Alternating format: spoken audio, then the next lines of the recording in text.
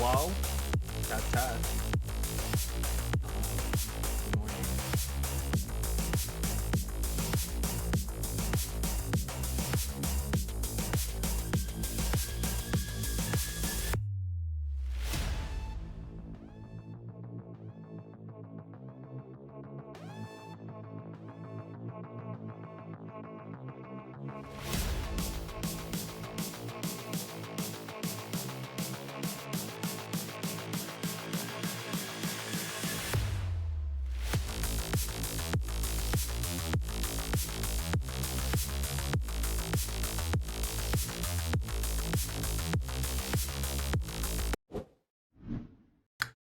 Hello? Hello? Happy Friday. Happy Friday. Good morning. Austin, congratulations on the first. Razor, hello. I hope we're having a lovely day. Gearing up for a hell of a weekend.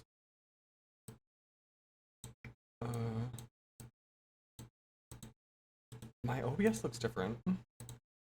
I don't know if I like it. Hi, Bubba.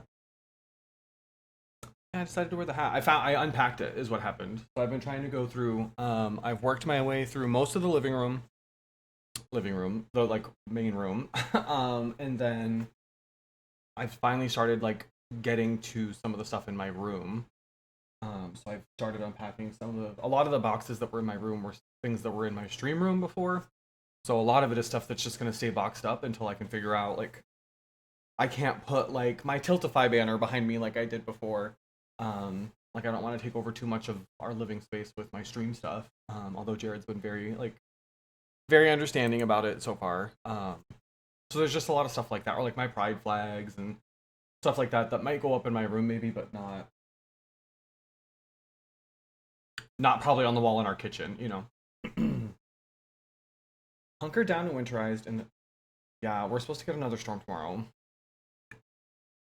They said it's going to be kind of like the last storm we got, which if that's the case, I'm okay with that because we didn't lose power. I honestly I thought that I would hear things more because everything's so much louder here, but we didn't really even hear like the wind or anything last time. So like I said, we didn't lose power, which is the most important thing for me. Hi, my Kev. You do? Good, I'm glad. They're pretty comfy. So I'm told. I think it's also supposed to switch over to rain sooner this time than it did last time. And last time, it switched over to rain early enough that we lost almost all of our snow. So I don't anticipate that any snowfalls is going to even last through the storm. But not the sequin goddess. That's how I know that you're not a drag queen. These are rhinestones.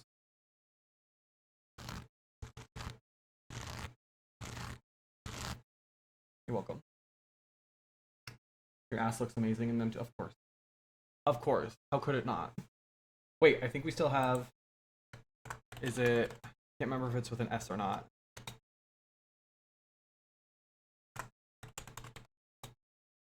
There it is. There it is.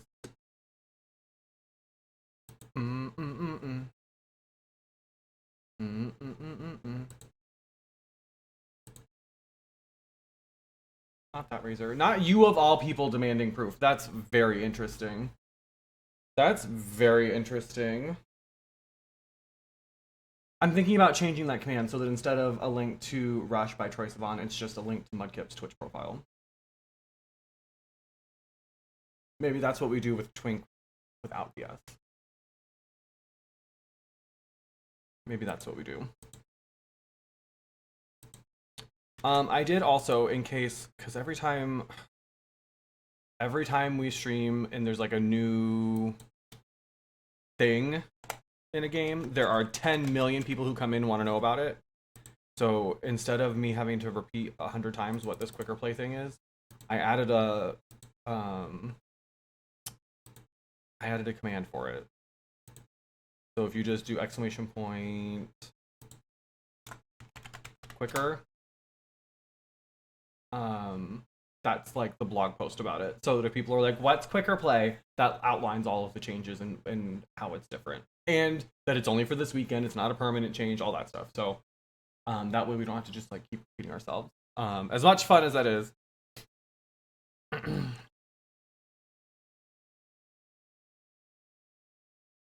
I'm so thirsty today. It's our heat, I think, is just drying me out. That's why I have this like perpetual like sniffle now too. And I think it's just because everything's so dry. Um, I got my kit for that thing. So if you're not in the Discord, you have no idea what I'm talking about. But um, it's this thing called Test to Treat. I think Home Test to Treat. I think is the name of the program from the National Institute for Health. If you haven't signed up for it, join the Discord. It's in the social justice category. So good. I signed up yesterday morning, probably at like 7 or 8 in the morning, and I got a confirmation within an hour that the kit had shipped, and then it got here today. They delivered it to the wrong address. It has my address on it, but they delivered it to the woman across the street from me. They delivered her package to me and my package to her. And so we met in the middle of the road. She was coming across the street with my package, and then I had her. She had like a big Shein order. Um, and I was like, "Hey, are you?" And she was like, "Yeah, are you?" Then we traded packages. So, super fast. They overnighted it, and it's really good. So I wanted to show you all what comes in it, so that if you're someone who's thinking about signing up for it, like I said in Discord, as far as I can tell, the only like requirements are that you're an adult, and that you are either uninsured or underinsured. Like if you're on Medicare or whatever, like your state version. Here in Maine, we have it's called Maine Care. Like whatever your like version of like low income insurance essentially, or like public insurance. Um, it didn't ask for any like financial information. It didn't ask for any identify. I didn't have to put in like my social or even a birth date or anything. Um, I didn't have to verify that I was a citizen or anything. Like literally, it was just like questions like, do you have when you paid for your last prescription, did you pay like out of pocket with insurance on your family's insurance, on like insurance you got through work, and then just shipping info. So I think that there's a pretty wide swath of people who would qualify. So if it's something that might benefit you, basically the premise is you get these. So basically, what they sent me is 2 at-home COVID and flu tests. So it's one of those ones that's like a side by side. It's got a little well for each, so it tests for both COVID and the flu, which is great. And there's 2 of them. And so the idea is basically that you'll get these kits and then use them as you need them. And if at any point you test positive, you when you register for the program, you sign up for this portal that they have. You can indicate on that portal that you've tested positive and need support. And through like this free telehealth program, so basically you can connect with someone who can help you and basically help you come up with a treatment plan. So if you need, like right now, a common prescription is Paxlovid because we're seeing a lot of like heart uh, impacts with this particular strain of COVID. They can help you get that prescription, and in most cases, it can be free as well. So they can either have it sent to your local pharmacy, so you can go pick it up from your pharmacy, or they can have it shipped to your home. And from what I can tell, I've done some light Googling. I haven't had to do any of that myself yet, but it looks like if you have the prescription sent to your local pharmacy, there may be a small fee in terms of like just filling the prescriptions. But if you have it shipped to your home, it's free, from what I can tell. So if, knock on wood, I won't have to, but if I have to take advantage of that particular part of the program, I will let you all know. But from what I can tell, the whole idea is that we know that if people can't afford tests or to receive care if they test positive, they're not likely to get that care. So that's not funny, my Kip. It is best that they don't ask those questions and take a story that advertises honestly. Yeah. Well, it's the National Institute for Health, so I would have assumed that they would have needed some of that information, particularly when we're talking about these like free safety net type programs. That they would need to be able to verify that people are eligible. That's the only reason I said that. Yeah, I get that, Mudkip, but people are still like they're like dying from COVID, so making jokes about it's not cool. Um, so yeah, so I'm gonna hold on to these, and use them as needed. I told Jared to sign up for it too. I don't know if he did. Probably not. But he gets his healthcare through his tribe, so he might not necessarily need it, or he might not even qualify. I don't know how specifically they would handle a case like that. But yeah, and then there's like the only other thing in the box was this card that just talks about the extension of the expiration dates on the tests. I can't find an expiration date on this one. It's probably maybe inside the box, but basically it's just saying that these are good. The FDA has extended the expiration dates on these home tests into March 2024. So as long as I use them in the next 2 or 3 months, we're good. Although it's still strange to me that they can just extend the expiration date. Like that doesn't necessarily feel like legit to me, but what do I know? Like if you could have just extended the expiration date, why wouldn't you have just made the expiration date longer in the first place? You know? Anyway. So again, if you haven't taken advantage of that, please do so. I think we're seeing a lot of things about our government right now that I don't love.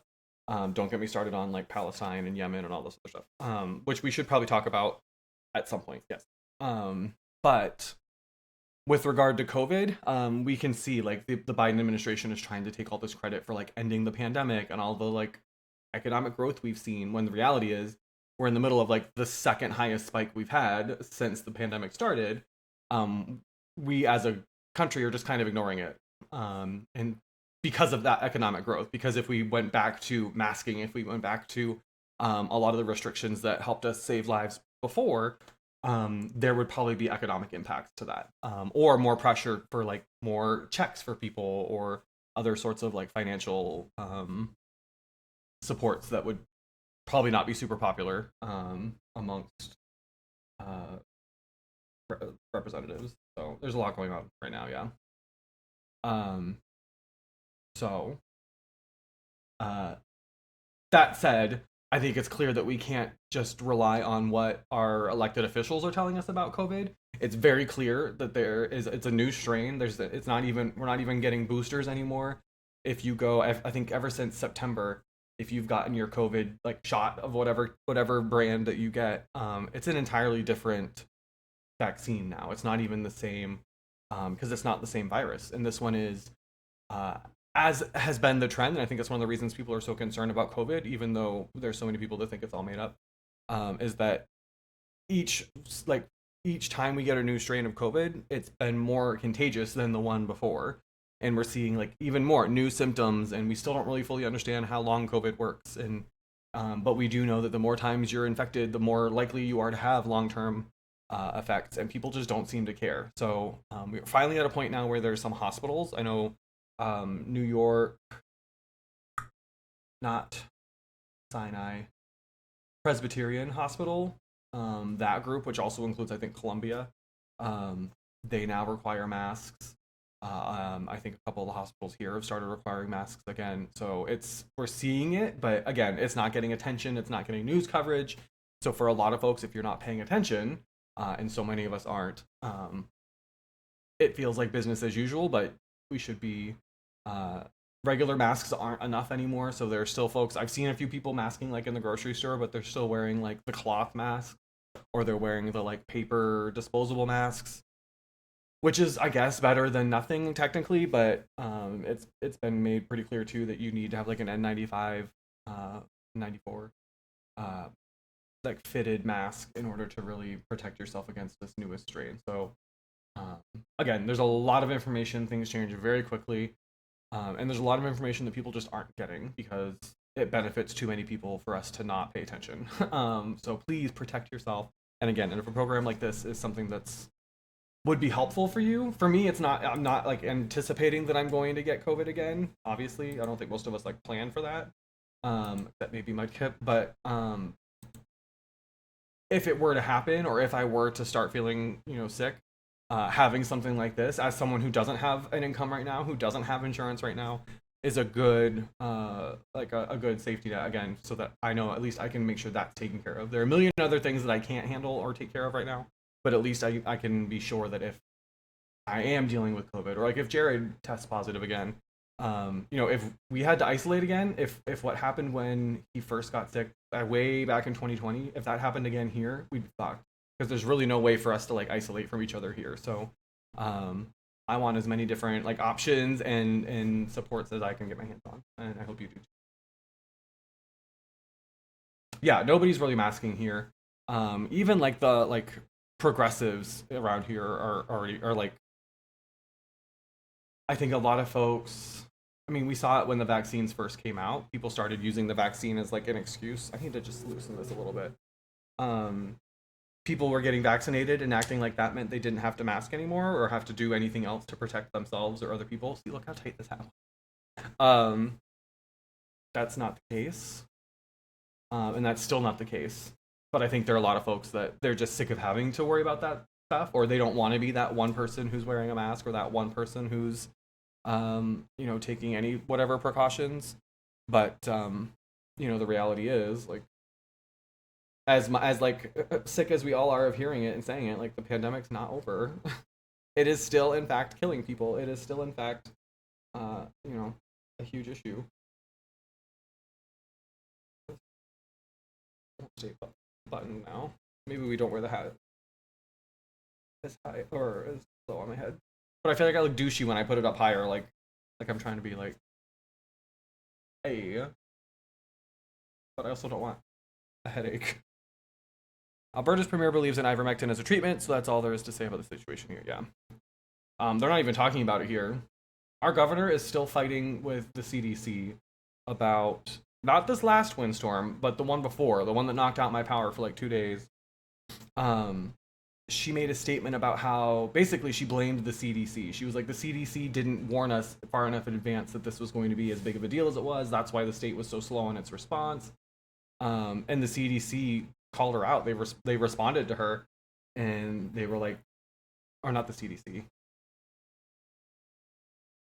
Who was it?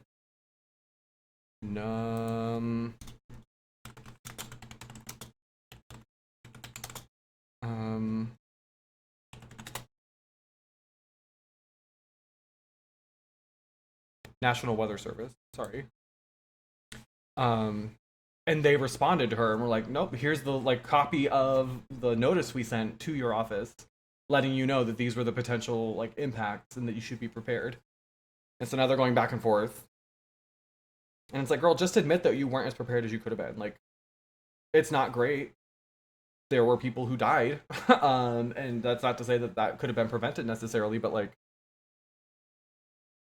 you made a mistake, own it. Make sure that you have a plan in place to keep it from happening again and move forward. Because we've had another storm since then. We have another one coming tomorrow. Like,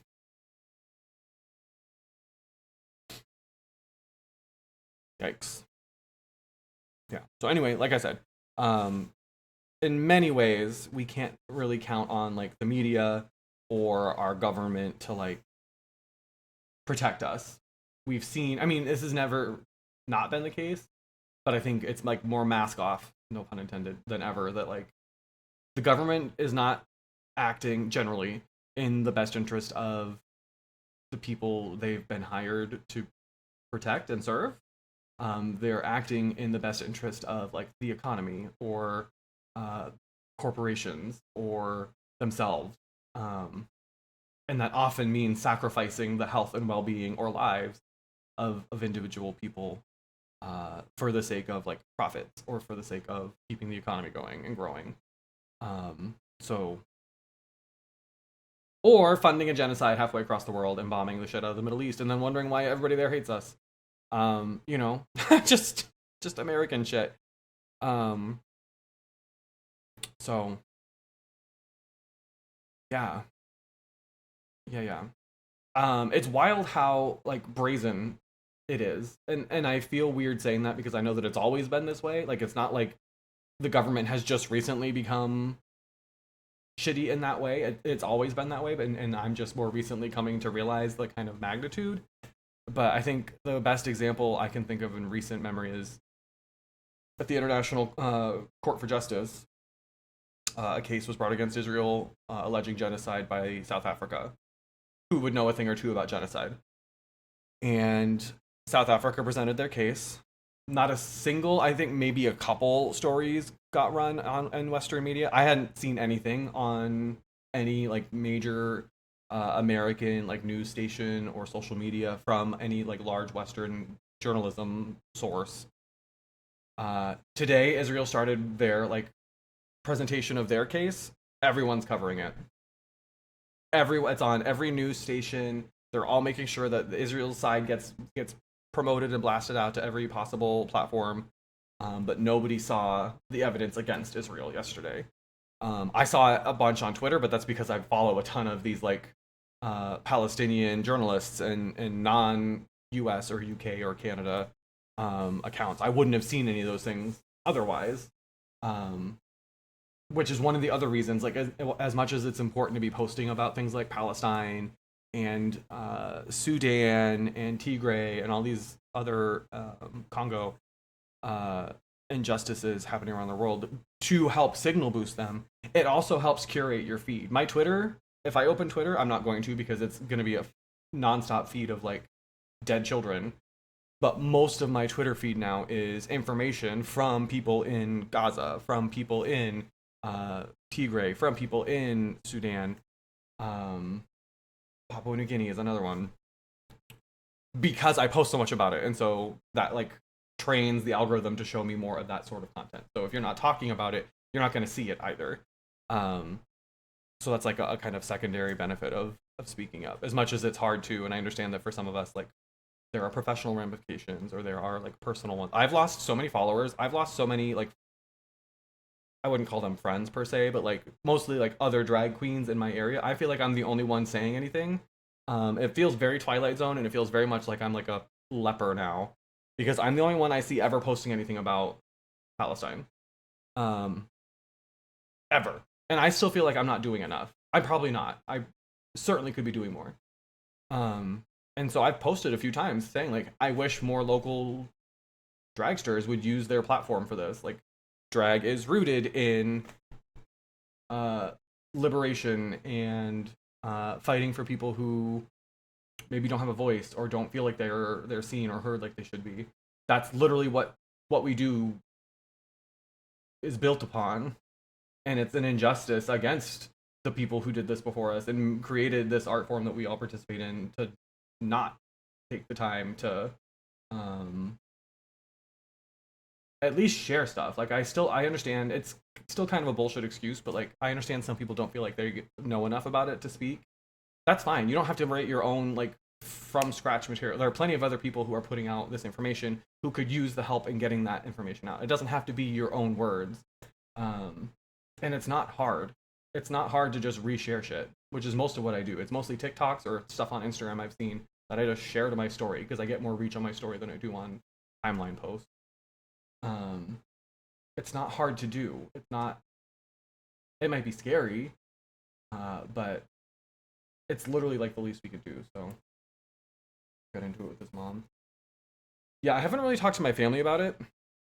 I don't really. I've got one of those families that's like we don't really do politics.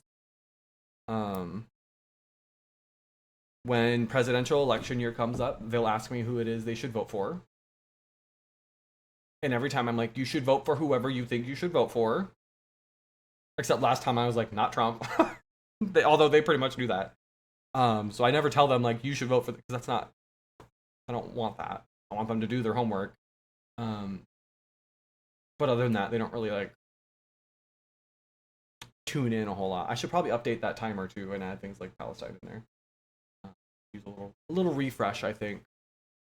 But anyway, so yeah, I get it. Like it's it's scary. And like I said, there are I think at least 3 or 4 local, and it's a pretty small community here in my part of the state. It's not like we have tons of drag queens here.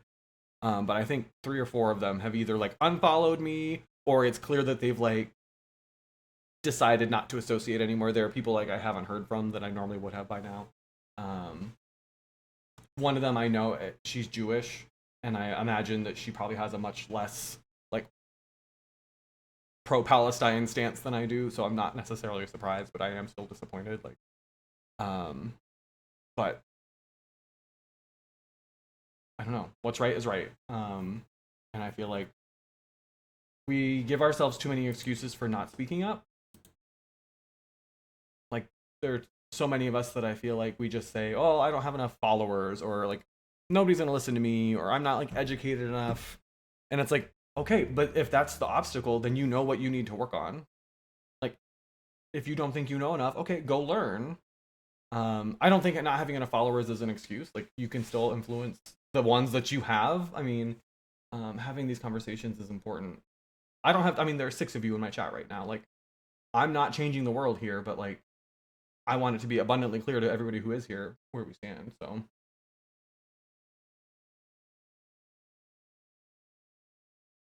oh wow, that's a lot, Austin. Can't quite grasp the why when I contemplate why our administration is still locked.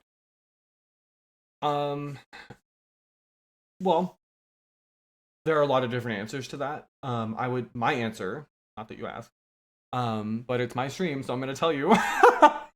My answer is, so much of the history of Israel is so heavily intertwined with uh our own support and carrying out of genocide against others. So the U.S. has always treated Israel as sort of like a military base in the Middle East. It's where we've always staged our armies and our forces whenever we've been working in Iraq, Afghanistan, Syria, XYZ, any other country around there.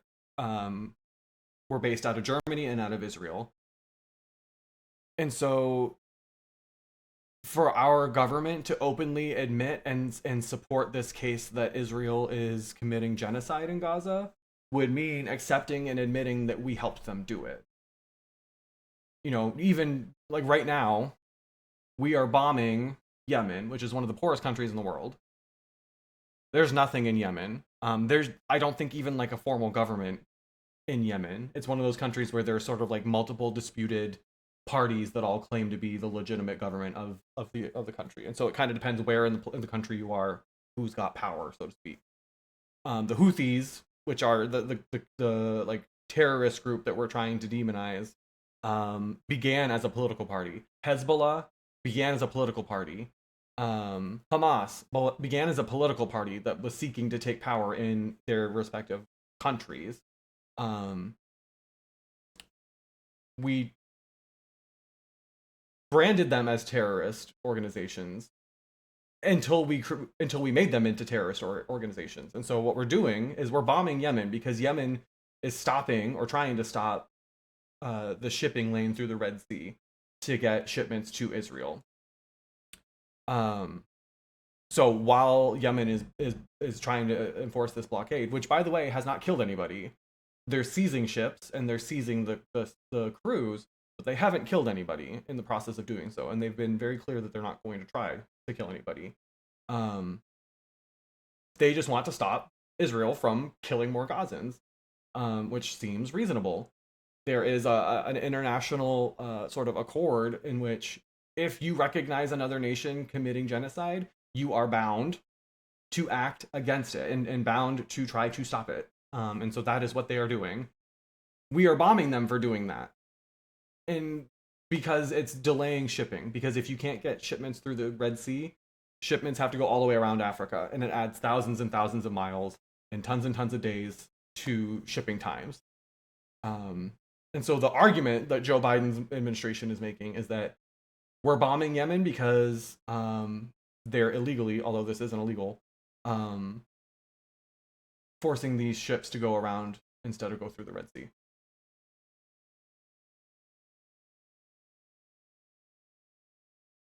Exactly. And that's the problem. So we are actively, it's not even just that we're like letting Israel enact a genocide against the folks of Palestine. We're part of it. We're bombing Yemen. We're bombing Lebanon. We're bombing Syria. We're bombing Iraq, all under this kind of auspice of we've got to stop the terrorists that are trying to take down Israel, which is not happening. That's not what they're doing. We are active. It's not even just complicit. We are part of it. We are providing targeting information to the Israeli army. We provide a vast amount of their financial support.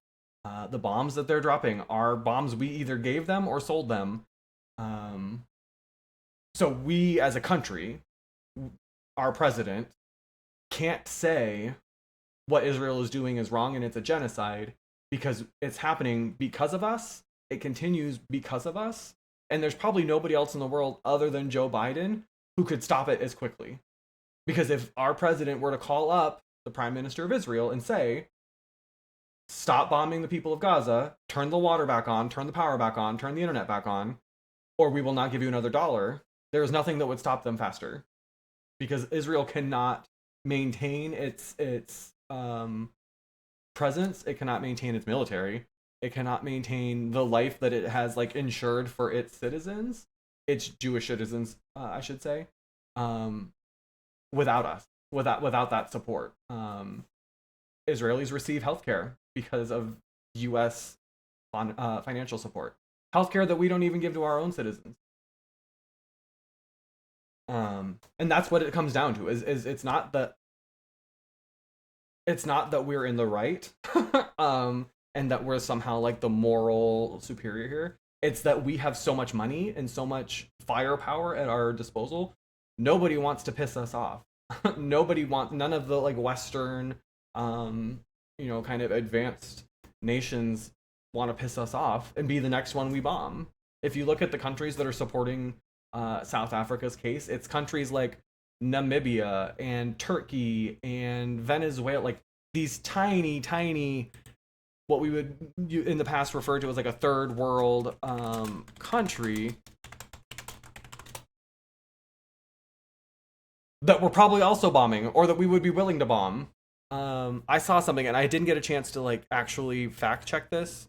It was something I saw on Twitter, and it was from I think Al Jazeera, but they pointed out that and again, I don't know.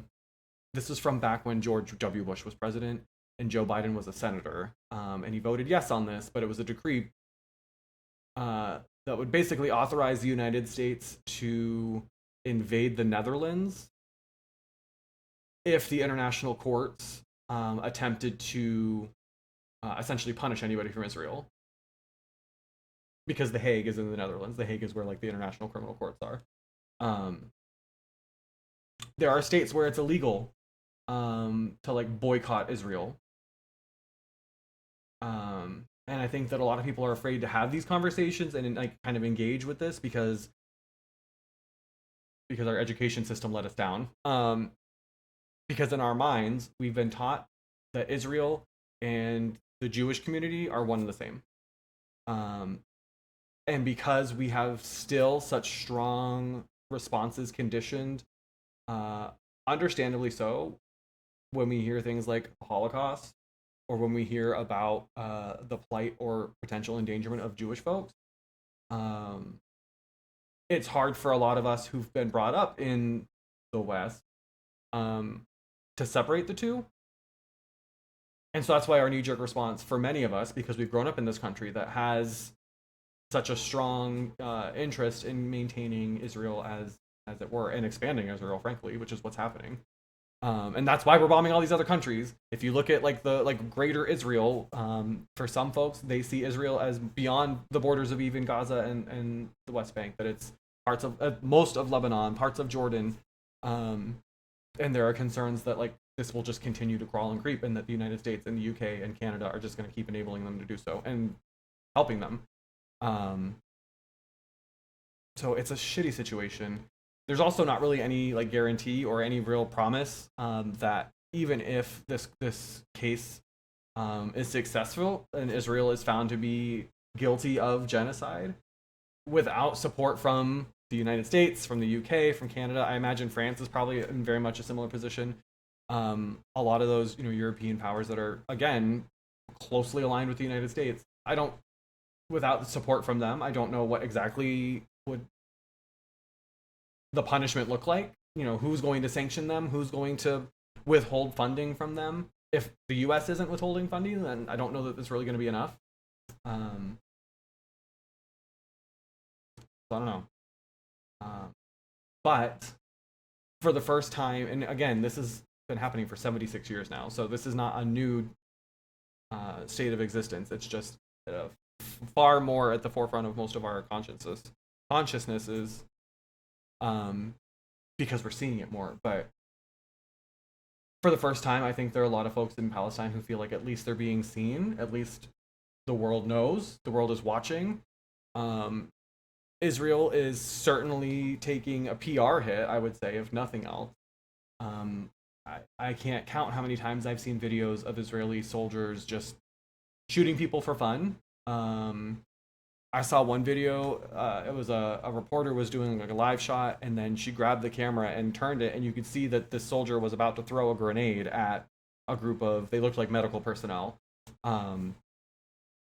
But then he saw that the camera was on him, and you could see him like take the grenade and put it back behind his back. And that's just one of, like I said, I've probably seen hundreds of these videos over at least the last couple months, of just how much these people have dehumanized the people that they are killing, murdering. And the weird thing, and I tweeted about this earlier today, my tweets don't go anywhere, especially if I tweet about Palestine. Nobody sees them except like a few of you. But like the case Israel is making isn't even, they're not even saying like we're not committing genocide. Like that's not the angle. It kind of reminds me of Donald Trump in the sense that like if you look at the like his defense when it comes to January 6th, his argument isn't even so much that he didn't incite an insurrection or that he didn't incite like a rebellion. His argument is that you can't do anything about it, that you can't charge him, and that he's like immune from repercussions for that. And Israel's sort of doing the same thing in the sense that they're not saying no, we're not committing genocide. The angle they're taking is that what happened on October 7th, the attacks by Hamas, justify what they're doing, and that they're allowed to because of that. So their argument isn't that what we're doing isn't genocide, although I don't know that I've seen them come around and say yes, it's a genocide, but they've said almost as much. Their argument is this is all in self-defense. They've killed almost 30,000 people just since October, and the argument is this is all self-defense. So I think that's also very telling. But again, we're still, as a country, kind of standing by them. And that's why we're seeing a lot of people who are like, exactly, Razor. And that's my point, is if we called what Israel is doing a genocide, we would have to admit how many times we've done the same thing. And this is all cyclical. Because what's going to happen? We're going to bomb the fuck out of the Middle East. Anywhere that we think some group might be sympathetic to Palestine, which again, if you look at the list of countries that have come out in support of I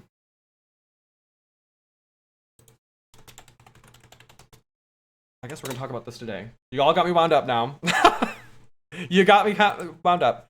Okay, so as of 17 hours ago, this is from Al Jazeera. The countries that have received, that have given an official endorsement of South Africa's case against Israel are Turkey, Malaysia, Jordan, Bolivia, the Maldives, which is a small island nation off of the coast of Africa, Namibia, Pakistan, Venezuela, Colombia, and Brazil.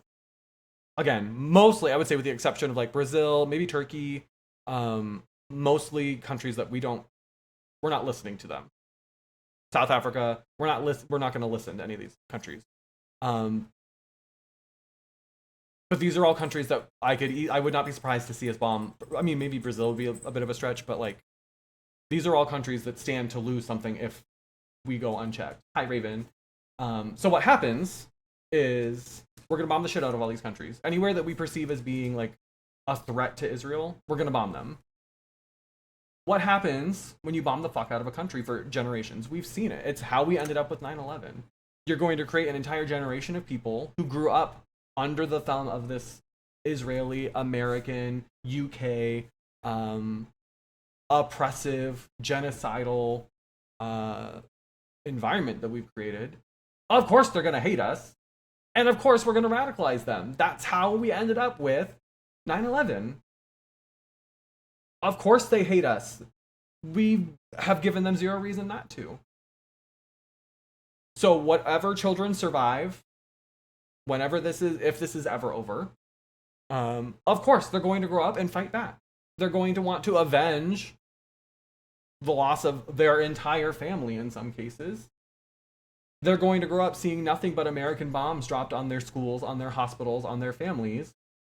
And we're going to get another 9/11, which we're then going to turn around, politicize, use it to kind of coalesce our people around some sort of patriotic cause, like 9/11 did. Remember, George W. Bush had record high approval ratings after 9/11. All but one person in Congress voted to invade Iraq after that. We love war in the United States, and I think that the sooner we can like accept that and understand it, the sooner we can start unpacking that and dismantling that. It's great for the economy. It's great for like team spirit. It's great for getting whatever maybe controversial or otherwise like maybe tense laws or powers passed through Congress, because you cover it with this like American flag and say we need this in order to win the war. And then if someone votes against it, you can paint them as anti-American, as supporting the other side that came and bombed us. This is all, we're going to keep doing this, and we're making it worse. We're creating more and more Talibans is what we're doing. The difference is, because social media has created for all of its faults, social media has had a lot of negative effects on culture and society and humans as a whole.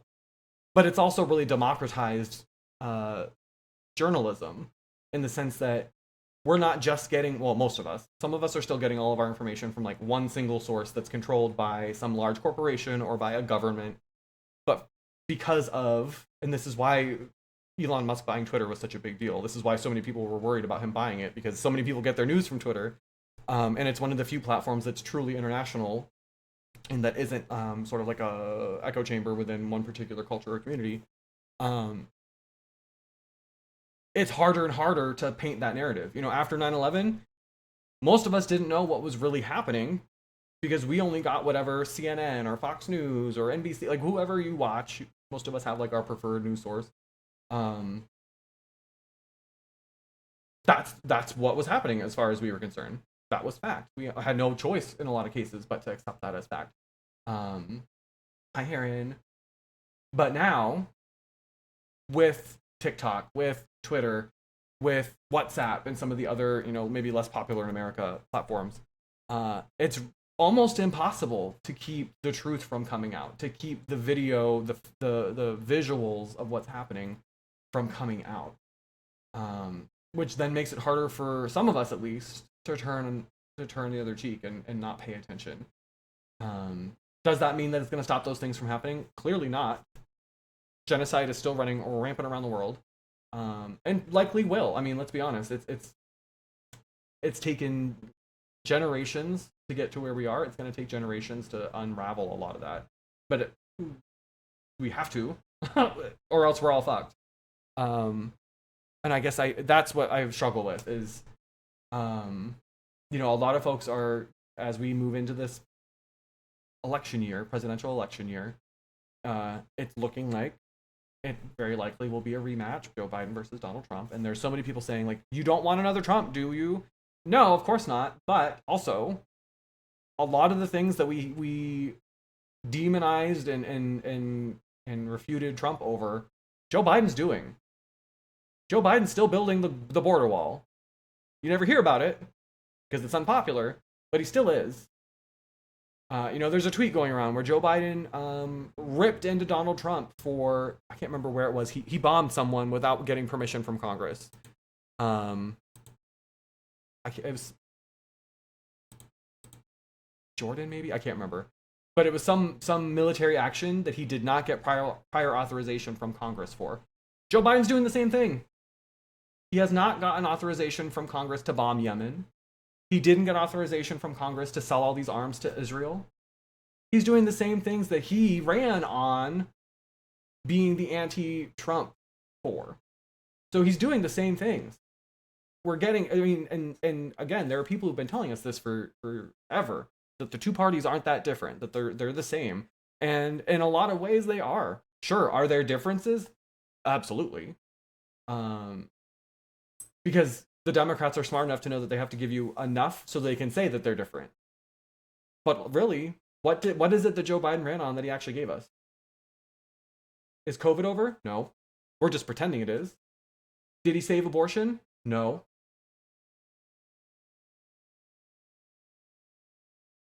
Did he pass the Equality Act? No. Did he forgive student loan debt? Not really. Not for most of us. I actually got a bill. I got a bill and then I got another letter because apparently they extended the for the waiting period again because nobody paid. They wanted us to start paying and nobody paid their student loans. So I think I have until March, but they want me to pay $380. I'm sorry. I don't have a job. Where is it? Where would you like me to crap out $300 for you? Which isn't even going to scratch the surface on my interest. So it's literally just $300 I'm going to throw into a trash can because it's not going to get me anywhere.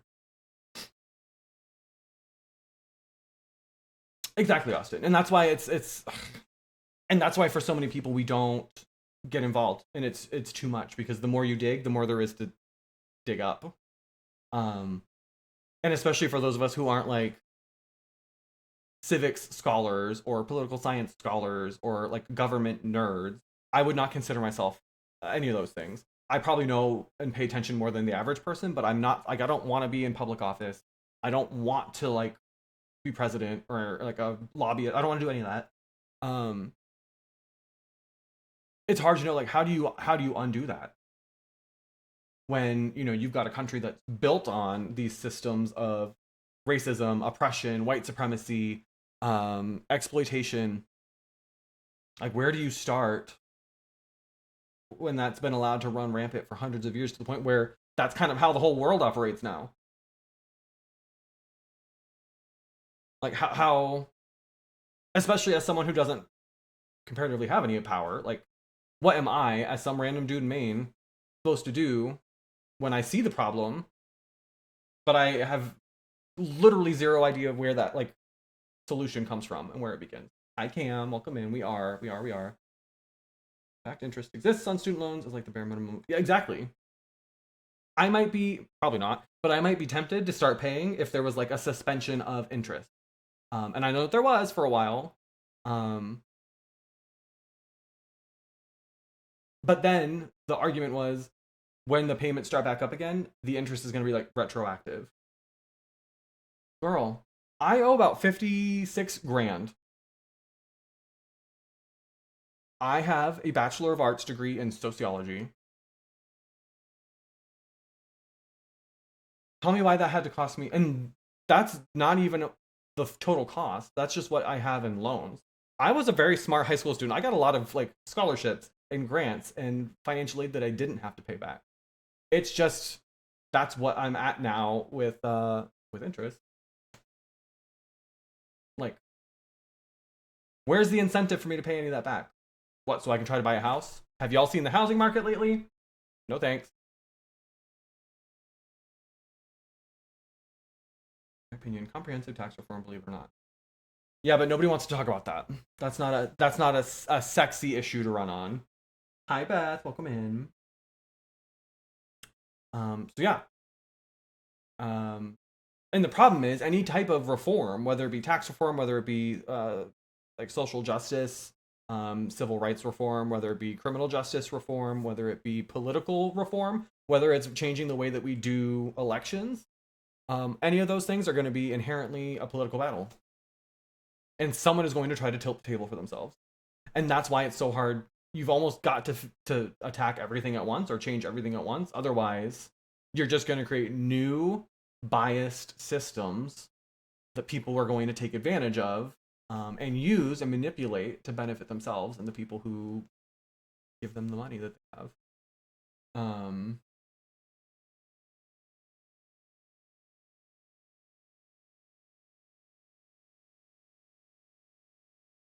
Right, and I agree, Razor, but again, nobody's going to take that on. So you can't just it can't start with taxes. because unless you also address the various powers that influence or benefit from the fact that we have to pay to do our taxes. If the government knows how much I owe you in tax, why do I have to figure it out myself? Why don't you just send me a bill? There's a whole industry just around filing your taxes.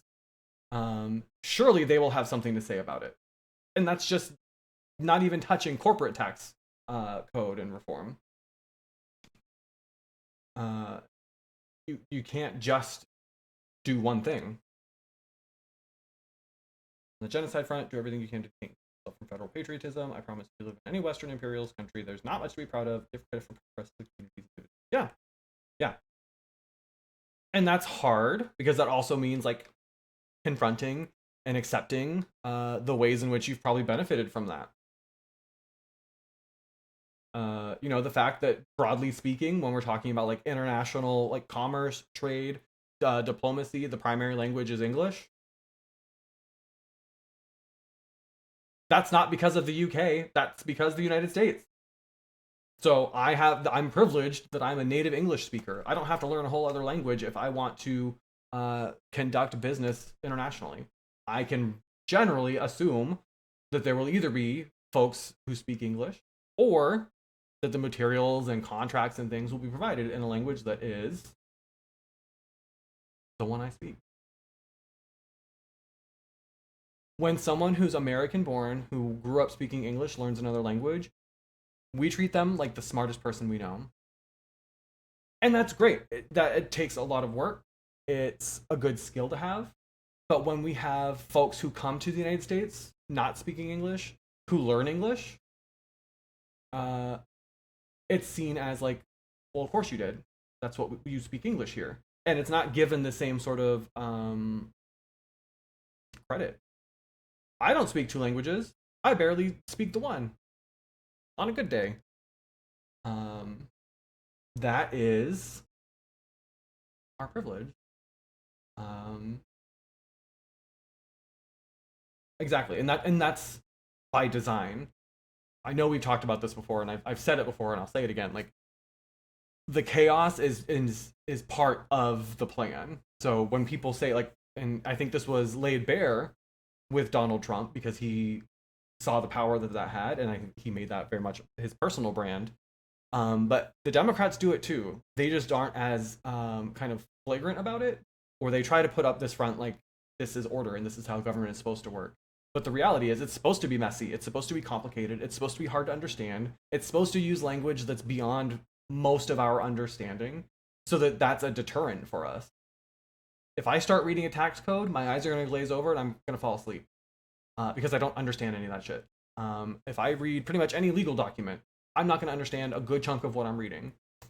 And that may not have been the original intent, but that's the way our government and the people who kind of pull the strings, so to speak, not to sound too conspiracy theorist, but they know that.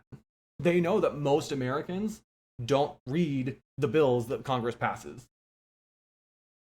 And even if they did, they're hundreds of pages long. Who reads them? They don't even read them. So it's easy to sneak things in and spin them if they get caught. And it's easy to kind of put a PR spin on anything they do, or just ignore it. Deny, because the news cycle is so short now. 24-hour news cycle? No, girl. 4 hours. Something else is going to come up that'll knock whatever it is that you're mad about now out of your consciousness. Because there's just always something new. I didn't think so anyway, Raven, but like... Anyway, that's the point. It's supposed to be... it's not supposed to be. It's supposed to be something that we're all invested and committed in because it's a democracy and we're all supposed to be active participants. But it's something that has been made and is intentionally inaccessible to a lot of us. I consider myself a relatively well-educated person. I would say probably I would like to think above average intelligence, pretty literate person. If I'm struggling to understand what's happening, imagine being someone who isn't a native English speaker, someone who has like a cognitive or a learning disability. where even just processing the words that they're reading or hearing or seeing is challenging. And that's, again, that's part of how these systems have been allowed to grow, because it's easier for a lot of us to just let the government worry about it. Oh, Joe Biden's telling us everything's fine. Oh, he's telling us the pandemic's over. It's easier for me to just trust him and believe him than it would be for me to question, why would he benefit from lying to me about that? And unfortunately, that's like the world that we're in now, is that you have to consider not just the message, but who it's coming from, and who benefits from maintaining the status quo that we're in. Beth, thank you so much for the tip. That's so sweet of you. Thank you. You did not have to do that, but thank you so much.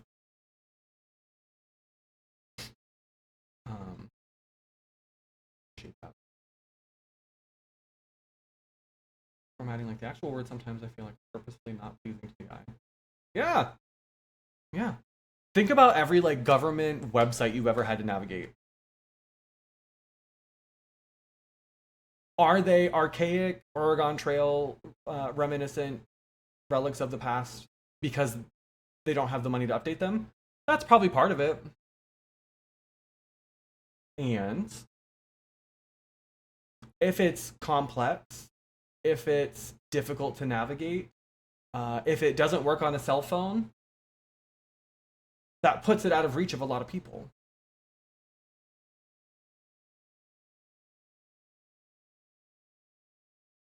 The first time I got laid off, so not this most recent time, and I don't want to talk about that because if I get started on what I posted in the Discord yesterday, I'm going to fucking rage for hours and we're not going to get anything done. But years and years ago, in 2017, I was laid off from the call center job that I had. At that point, the way unemployment worked, I had to document every job I searched for, not on a website, not like by filling out a form online or anything. I had to print off a physical paper with literally there was nothing on it except for the address to mail it to, and like a grid with like name of the job, location, and then the name of the person that I spoke to. It didn't even ask. There was no way for me to indicate, and this is still the case. You can do it all online now, but it still asks, who did you speak to? As though we still apply for jobs by like walking into a business and saying, are you hiring? Some places, yes, that's how it works, but I can't tell you the last time I did that. I don't think I've ever done that. I always just apply online. And so that process was very difficult for me. I had to print off this form every week, which luckily I had a printer at home. I don't now. I had to mail that in every single week, and if I didn't mail it in, I didn't get my unemployment that week.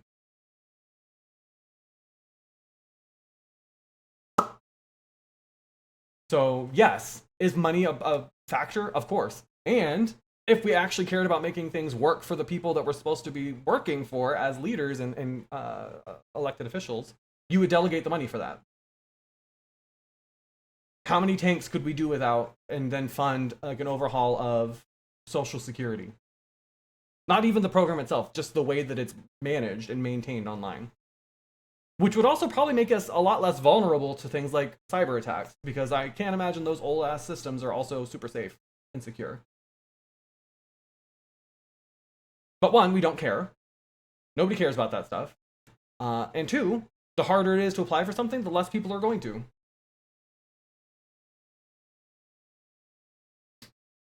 Exactly, Austin. Yeah. Here's a good one. I'm a veteran and tried to set up VA disability access online. I couldn't because I already have VA access through work email due to my job, so I have to use my work email to conduct personal business with the government. That's terrible. And then what happens if you quit your job? Or lose your job, whatever, you don't work there anymore. I'm sure there's a really fluid, a very swift and painless and super easy to find process for switching the email that's attached to your account. Certainly, I'm sure it'll be quick and painless. Said literally nobody ever.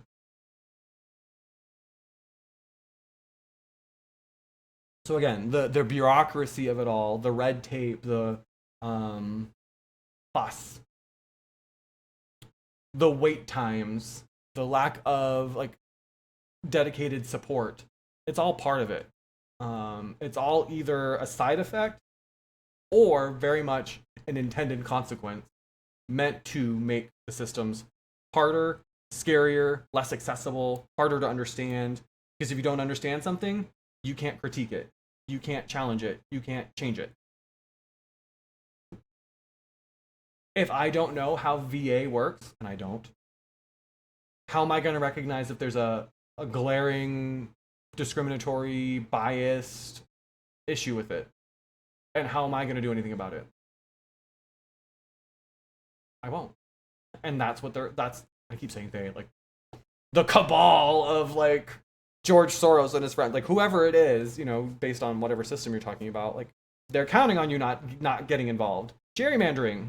We could go over every single system that we're talking about, or every like byproduct of a system. We could spend all night doing this. We could spend days doing this and still not even scratch the surface. But nobody paid attention to gerrymandering for a very long time. Nobody was listening. There have always been people pointing out these things. There have always been people telling us, usually black and brown folks, usually women, usually queer folks, usually disabled folks, usually immigrants, telling us, hey, this doesn't work for everybody, or here's how it's affecting all of us in a negative way. So there have always been people calling this shit out. We, the royal we, just haven't been listening. Now, it's a tool to reinforce, like, collective political power. All of a sudden, it's this heated thing. And where does it end up? In the courts. Oh, wait, the courts are corrupt too. Let's talk about how the courts are fucked up. But we can't talk about how the courts are fucked up unless we talk about the way the courts are built, which is by the president. Oh, well, now we gotta talk about how the presidency's fucked up.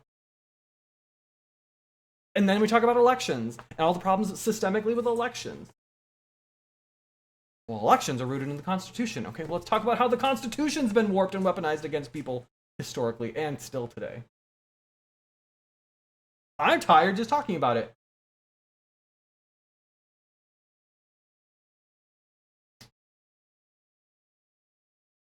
Exactly, Beth. And there are a lot of states that have these supermajorities or even just imbalanced power that don't truly represent the makeup of the state itself.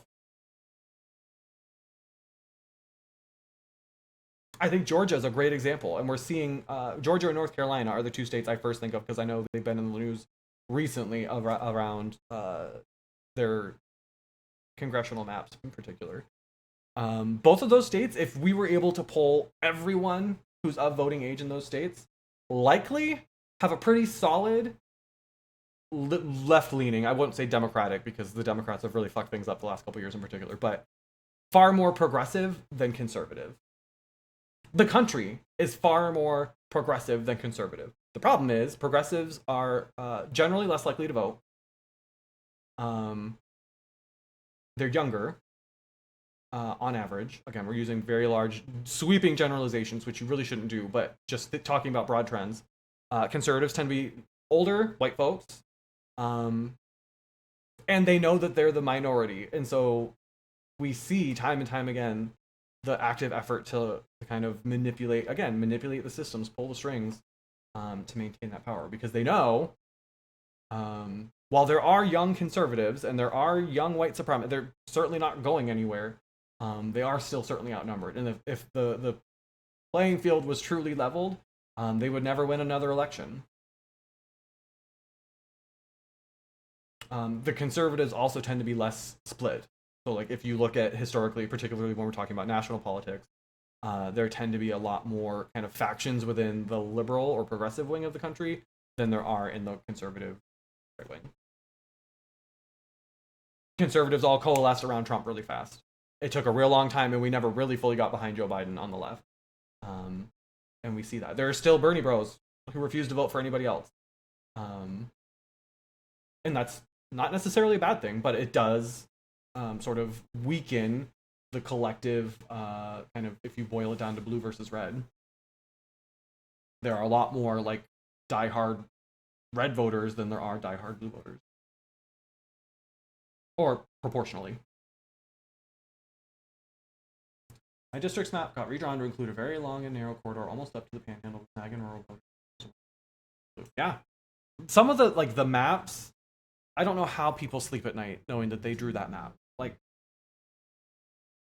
there are districts where it's literally like two big blobs and then there's one road, like literally one residential street that connects them. That one street is part of the district, everything else isn't. And it's like, you're not even trying to hide it anymore. But again, that's because they don't really have to. There aren't enough of us paying attention. There aren't enough of us speaking up and calling it out when we see it that we can really stop them. Look how hard I know, again, it's never enough, but I have been so impressed with the number of stories I've seen of like people shutting down airports, major highways in like New York, Los Angeles over Palestine. It's in international court. It's all over social media. Like I think maybe not since Black Lives Matter do I remember seeing like a social justice cause with this sort of like visibility and momentum, and it still isn't enough yet. It still hasn't, tangibly changed things for the people in Gaza. They're still getting bombed. They still don't have food. They still don't have water. They still don't have a place to live.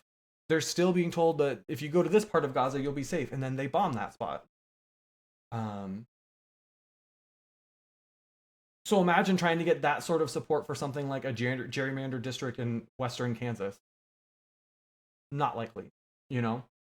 But again, all of these issues, all of these systems have the same sort of impact. And they all need an overwhelming response from the people who are supposed to have the power in order to change it. And that's exhausting. I get it. I want to literally go lay down and I don't want to play Overwatch now. I want to go take a nap. And we're just talking about it. We haven't even actually done anything about any of these things, but just thinking about how massive the overhaul the world needs, all while we're burning the planet to a crisp. And by many scientists' estimations, we've already gone past the point where we can fix the planet. So this all could end up being a moot point because we may actually not be able to live on this planet anymore within the next couple decades, centuries, who knows. So notice that we didn't talk at all about the environment this entire time, but that's also like an underlying underlying thread to this whole thing is this is all happening on a planet that is quite literally burning to a crisp. We lose dozens of species of animals and plants every single day that we'll never ever get back. Our ice caps are melting at wild pace. Whole chunks of the world don't have water. It was 50 degrees here in Maine in January. Like, so that's just talking about like the political the political systems, not even talking about the way that those things also creep into things like the environment or like healthcare or getting your groceries or just feeding your family or working. We didn't talk about AI. AI is fucking us up right now, and most of like the professional corporate world is embracing it.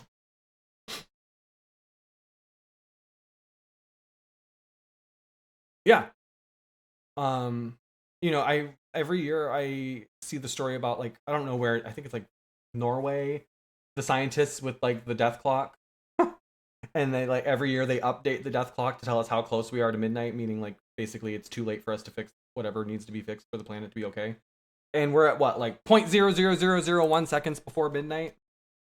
Environmental, I think it's the death clock. Climate clock. That sounds, doomsday clock, that's what it was. January 24th, 2023. Oh, so we're due for another update soon. On Tuesday, the clock was set at 90 seconds until midnight. Midnight being the moment at which we will have made Earth uninhabitable to humanity.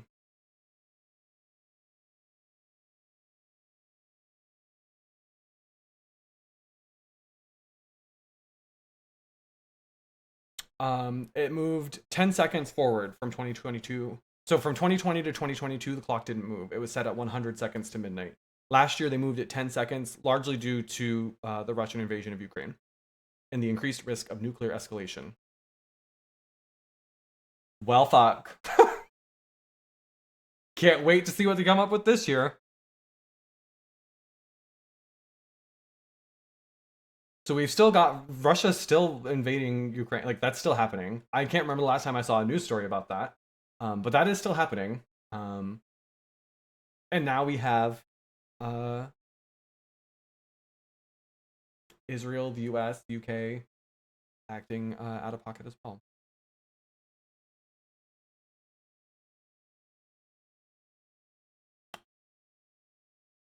Bulletin of the Atomic Scientist. Do they let us know when they're going to update it again? Doomsday Clock. January 23rd. We're going to live stream that. January 23rd.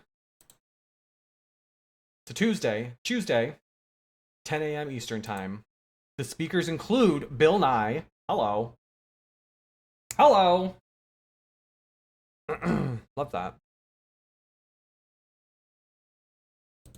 Let me add that to I have like a little Discord server for all my stream shit. We'll be day drinking. 10 a.m. I'll be there with claws on. Watch the clock unveiling live on January 23rd. Do they live stream it here? I think they do. Of course, there's a coffee table book.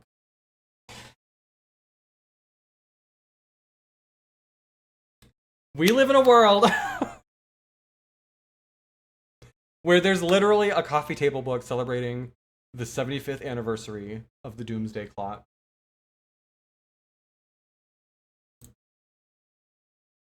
$100. Oh, it's sold out. Oh, wait, that's the signed one. That's the signed one. Oh. $50. $50, I'm sorry. If you want it signed. Signed by who? The clock? Oh, the guy who wrote it. I don't care about that. So it's a $50, and it includes a free digital subscription to their bulletin. Holy shit. Yeah. The Bulletin of the Atomic Scientist. It's a magazine. And you also get access to the 75 plus years of their archives. Or you can get a 2-book bundle. So it's like a history of the Doomsday Clock, and it covers some of the like media coverage. Like, I guess there was a Stephen King book that included the Doomsday Clock somewhere. Yikes. Well, I just, how do we even get on this? Oh, because of my COVID thing. So yeah, if you haven't, go look in the Discord, in the social justice channel. If you're someone who is either uninsured or you believe you might be underinsured, you probably qualify for that. And again, it's free tests and it's free treatment if you do test positive. So if nothing else, familiarize yourself with it, because there might be somebody in your life who would benefit from it. A lot of queer folks, a lot of trans folks, a lot of Black and brown folks, a lot of disabled folks, a lot of veterans, a lot of immigrants are either uninsured or underinsured. So you might know someone, you probably know someone who would benefit from it too. So love that, Cam. I did too. I signed up yesterday, and the kit came in today. They overnighted it, which was, I'm very impressed, because even usually I don't want to dox myself, but where I live, usually if you overnight something to me, depending on where it's coming from, it's still going to take an extra day. Like, overnight is usually 2 days here. So where did this come from? Miami. They overnighted it from Miami. So I'm impressed.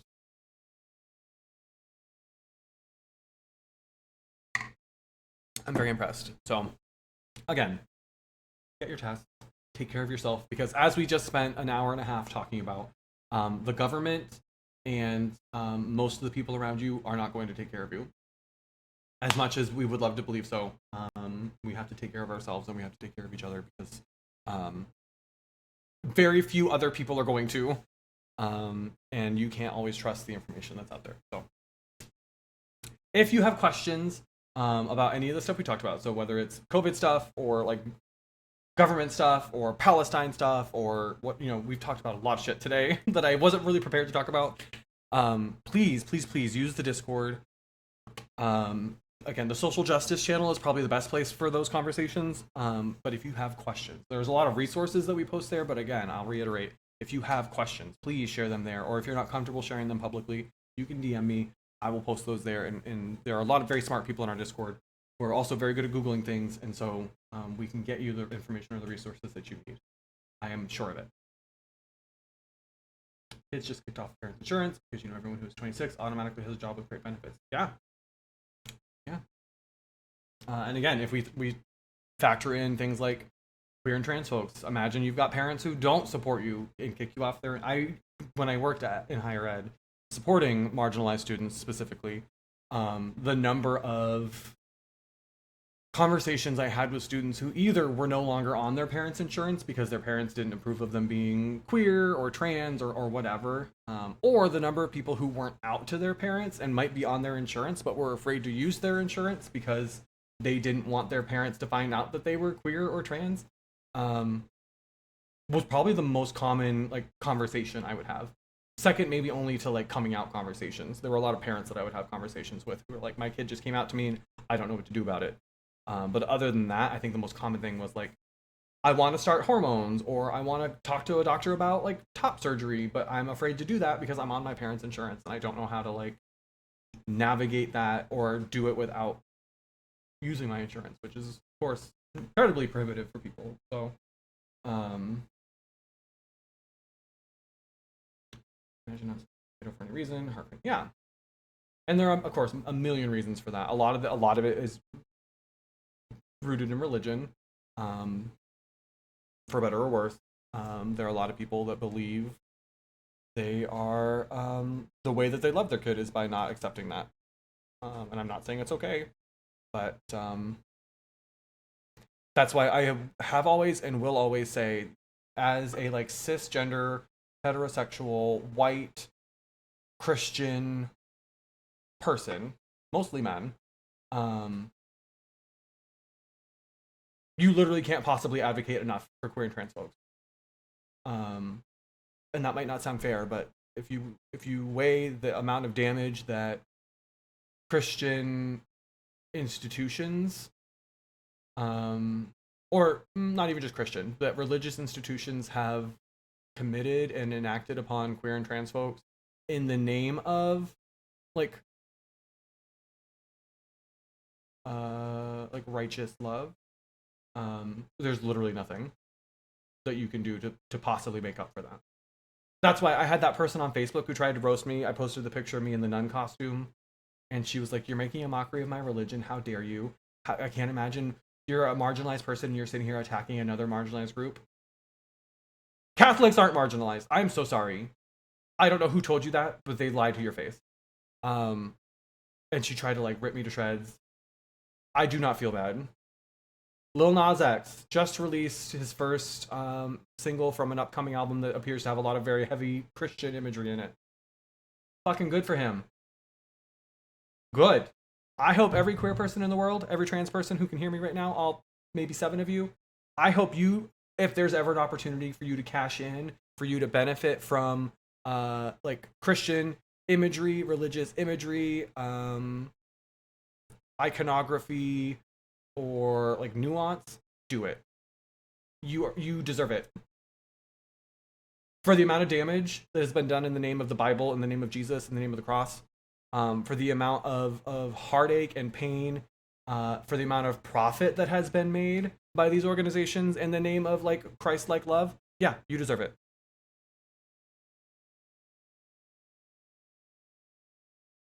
And then some. Exactly, Austin.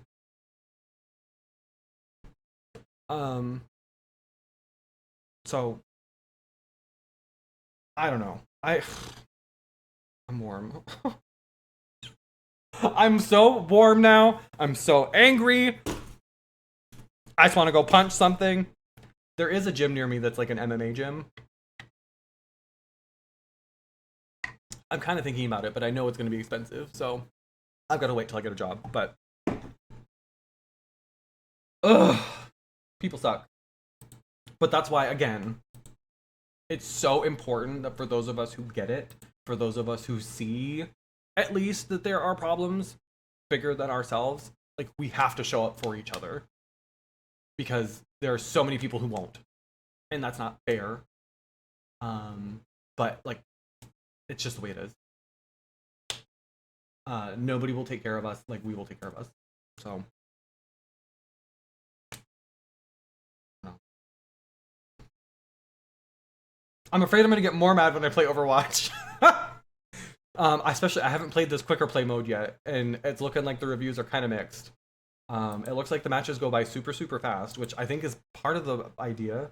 I have a theory that this is partially in an attempt to like reduce queue times. But all right, I'm gonna take a quick break. I'm gonna, I don't know, go scream at something, I guess. Break something. When I come back, we are gonna play some Overwatch. We'll get into some of the quicker play. If you don't know what I'm talking about, the link is right there. Yeah. Thanks for these conversations. Again, I know they're very important. This was not planned. I had not been planning. I had been planning to go over the COVID thing, but you know, stuff happens. And once I get one thing that I wish I were better at, and one thing I would like to work on, although I don't really know how, is that sometimes I can tell when I'm like getting wound up, or I can tell when I'm about to like go over that cliff and it's going to be like tangent mode. But I don't know how to stop myself. And there are times when I really should. I will never say that there's a bad time for us to have these conversations on stream. I think any time is a good time for that. But it would be helpful in my personal life to be able to stop running my mouth so much. But anyway. All right. BRB. Grab a drink, grab a snack, take your meds if you haven't yet. Go give me some of your money. That'd be great. Reminder, we are still trying to find a bed. I would love to have a bed. And when I come back, we'll play some Overwatch. Love you, mean it. Don't go anywhere. Bye.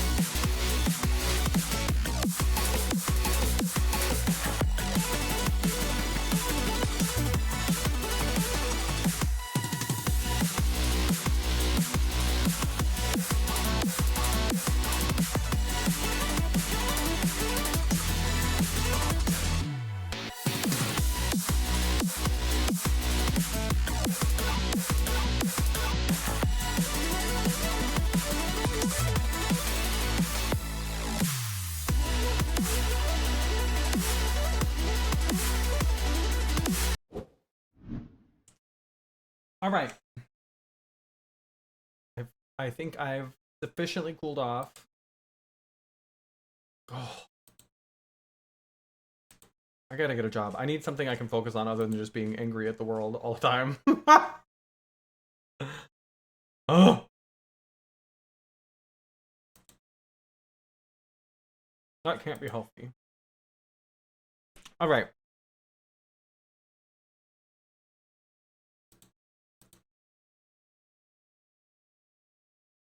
The time has come for us to Overwatch.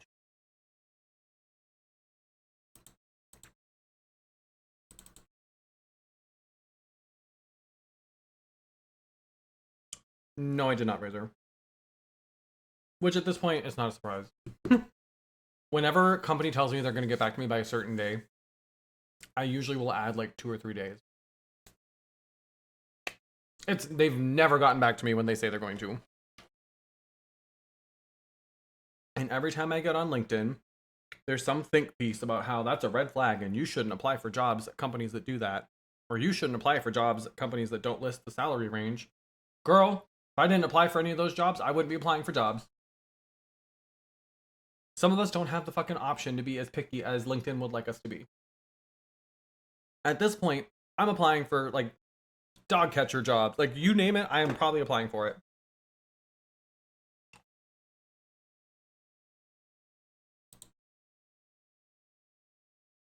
Would I love to be picky and have 3 different jobs to choose from? Yeah. Would I love to be able to like play them against each other and be like, well, this one's offering me this much? Yeah. That's not the world I live in right now, though, girl. And I got rent to pay. I have rent in 4 days, and I have rent again on the 1st. What would you like me to do?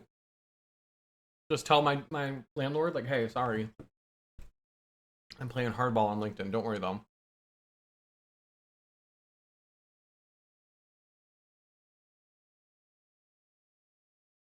Anyway. Don't get me started on another thing. I'll have to take another break.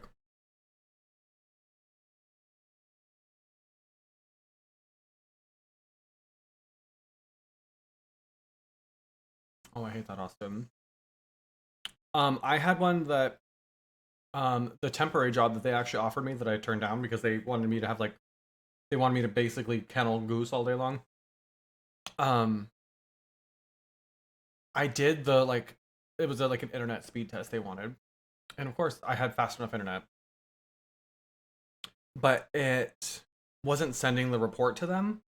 And so I emailed my recruiter, like, a screenshot to prove that I did it. And they're like, oh, no, you've got to make sure that it sends the report itself. It has to come from them. And I was like, okay, but there's no, like, there's no button for me to push that says send the report. It just says that it automatically sends a report when the thing's done. So if that's not happening, that's not my fault. That's on you all. And then eventually, I guess it went through. Or they just didn't care. One or the other. I don't know. Anyway.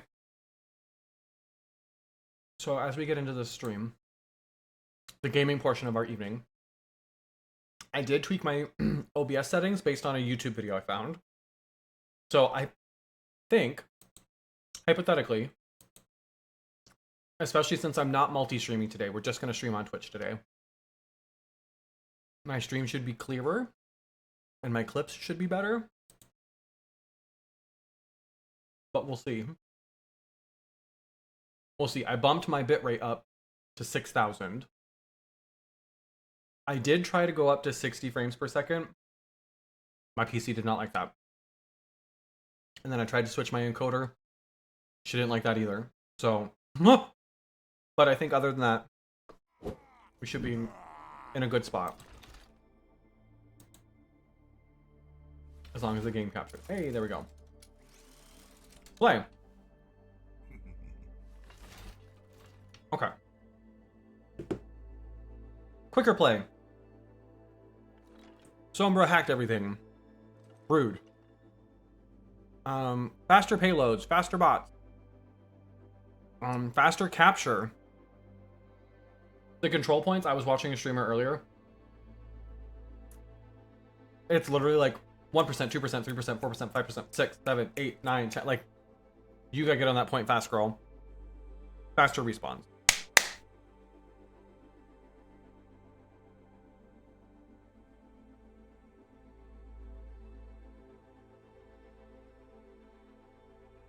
I don't know, Razor. It was the PC that seemed to be having a problem with it, not the... Like, I started dropping frames and shit.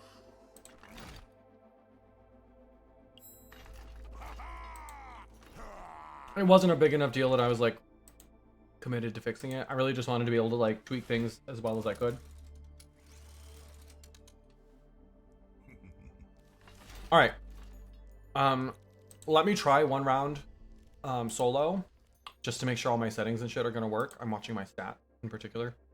But then after that, if folks want to join, let me know.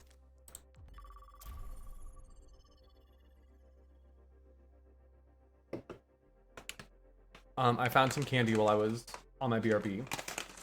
We're having the we didn't do gummy clusters this time. These are the Airheads Bites.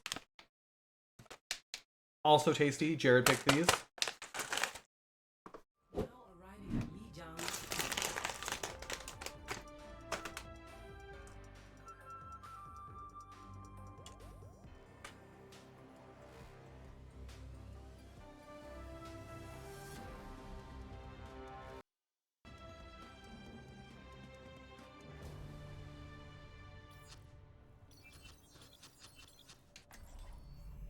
Humanity is shackled. I hold the key. Everything looks stable. 5, I'm on Ethernet now. 3, 2, 1. Round 1. Capture the objective. It's time. Prove yourselves.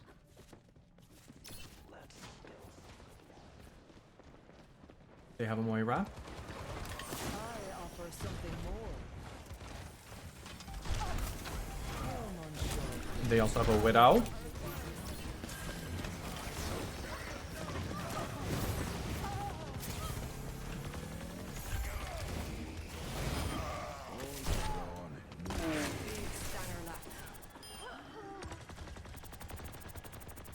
Look at this point. It's already at 16. Girl. A sip for the parched. Such grievous wounds. Receive my aid. That's so much. So much.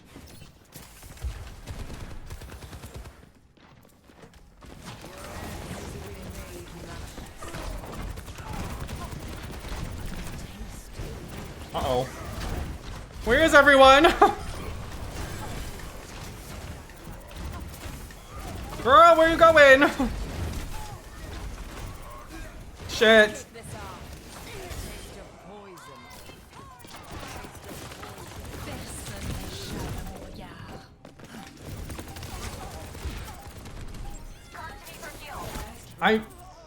Yes! Slay. Slay! That was so fast. That was what? Persecuted. 2 minutes? 3 minutes? You think Liu Chang Interstellar is clean? Nobody is clean. 5, 4, 3, 2, 1. Round 2. Capture the objective. Victory is within our grasp.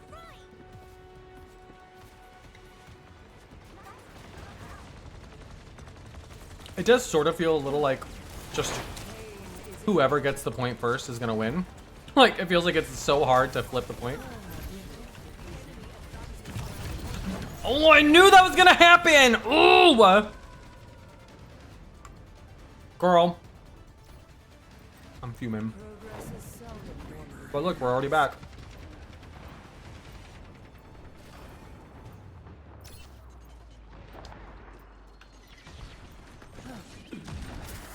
You will be renewed. Enemy sighted.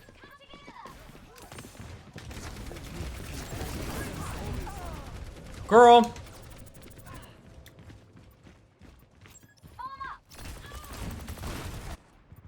Ain't nobody grouping up, girl. Painful path to walk. With respawns this fast, nobody's grouping up. Foolishness has consequences. What is it now?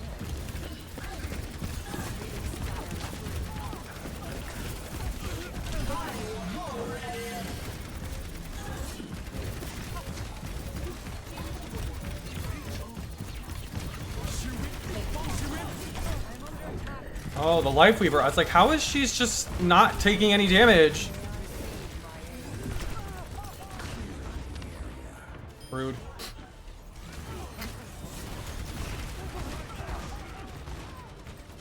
Get on the point. My essence has reformed. Please. A sip for the parts. Yes. I haven't even had time to build up my ult yet.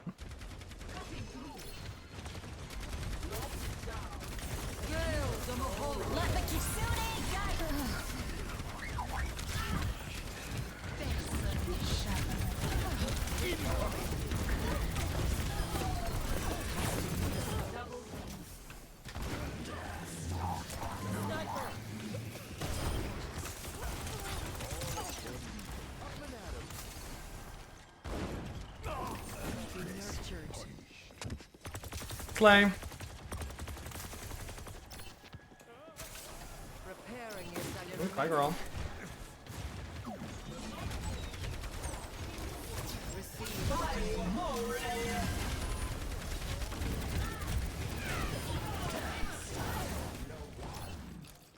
No queen.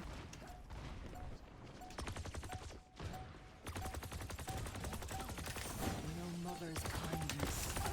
That's the spot. Oh, come on, girl. Oh, that's all right. Slay. This is kind of fun.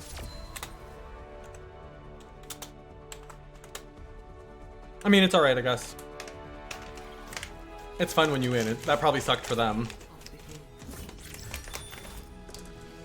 They probably did not have a whole lot of fun with that.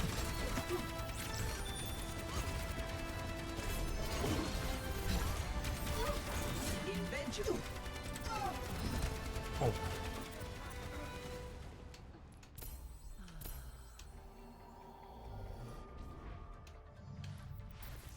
Love that. All right, does anybody want to join? I didn't lose any frames or anything. I think we're good. I think we're good. Hi, Wheels.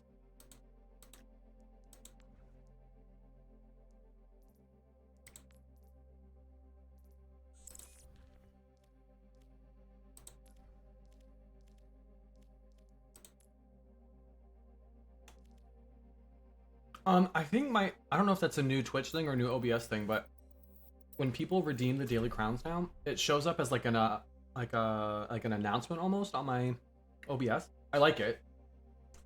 It makes it easier to like separate them from regular chat. That's why I keep looking over there, because it's kind of distracting me.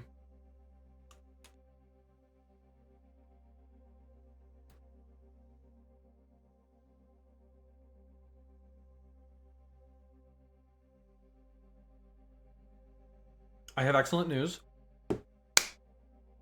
My Twitch payout just processed, so I will be able to afford rent this week. Thank you so much.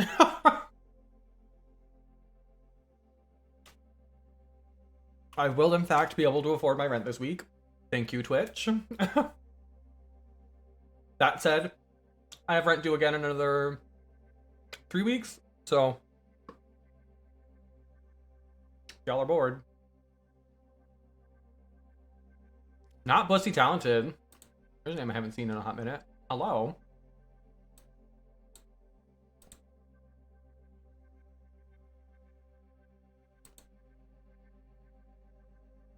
Another sub. I mean, probably, yeah. Probably. Here's what I was thinking about doing. this is actually a good time for us to have this conversation. Have y'all seen the videos on YouTube where it's like an hour of silence, but then there's like a random sounds like mixed throughout? So like every so often it'll be like a meme sound, or there are tons of them online. I was thinking about playing horror games, but while also playing that video, so that in addition to the game scares, there are random noises. I'll pull one up after this. I'm not doing it justice. Defenses. Select your hero. I'll find my own path. Whatever awaits us, I am prepared. I'll find my own path.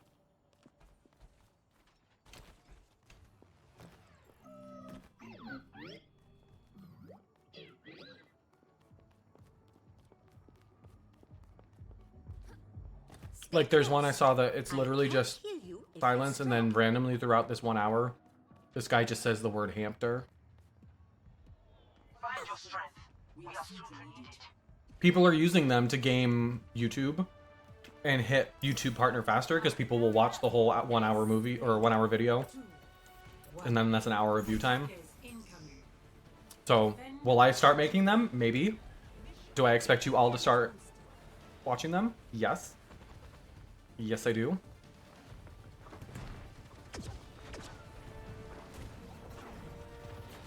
Where's our tank? Oh my god, girl. I'm with you. She's over here by herself.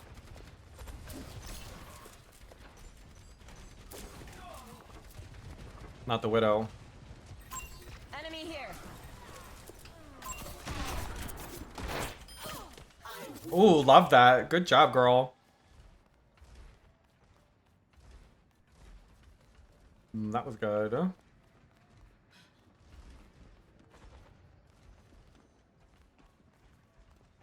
Hello? Where am I going? Get him, Austin.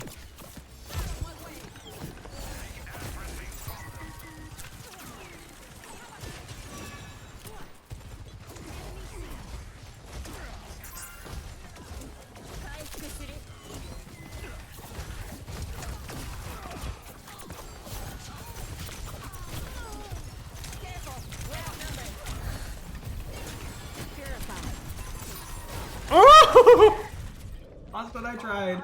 The Orisa was doing really well. See, look how fast they're capturing. I licked my wounds. There's no way we're gonna get there in time. I think if they really wanted to make this fun, they should have increased everybody's movement speed too. If y'all are gonna make this game move that much faster, we gotta be able to get to the action faster too. Soothing your wounds. You know? My senses are sharpened.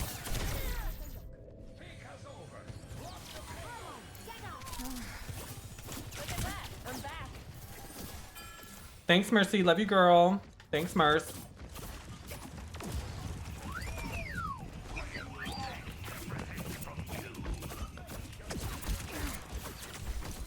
Where's my team? I gotta go.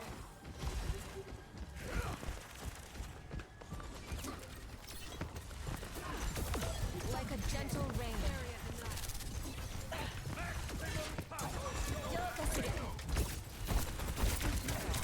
Uh-oh.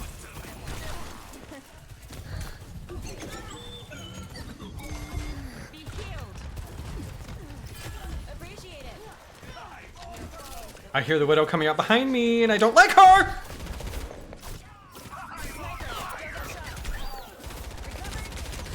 Woo! Look, gotta go! Get the widow, she's trying to kill me! These gays, they're trying to kill me!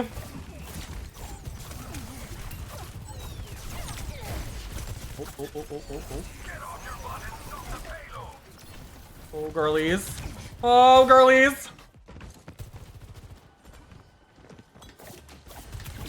Get her off me! No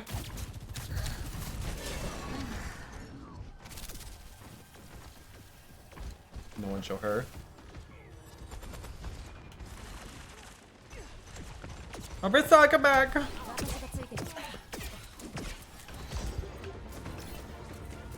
Stop. Oh my god, the payload's all the way up there, girl. We gotta go. Now. How did that happen, Austin? The way the payload was right next to you, girl. What are you doing? Play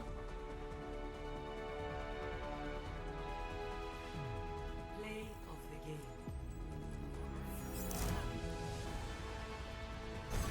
Austin, I literally was looking at you standing next to the payload. It looks like you got rezzed and maybe weren't paying attention. Yes, this is hacked.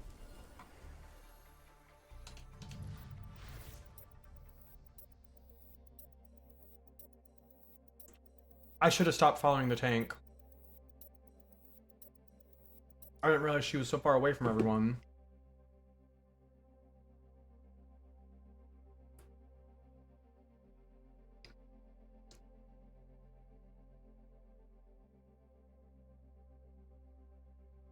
Okay, I'm less excited about hacked after that one.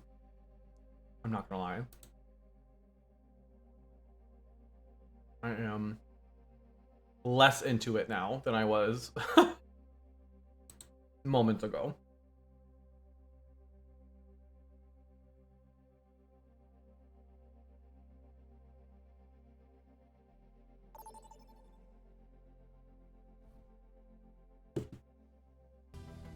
Welcome to Ishvaransa.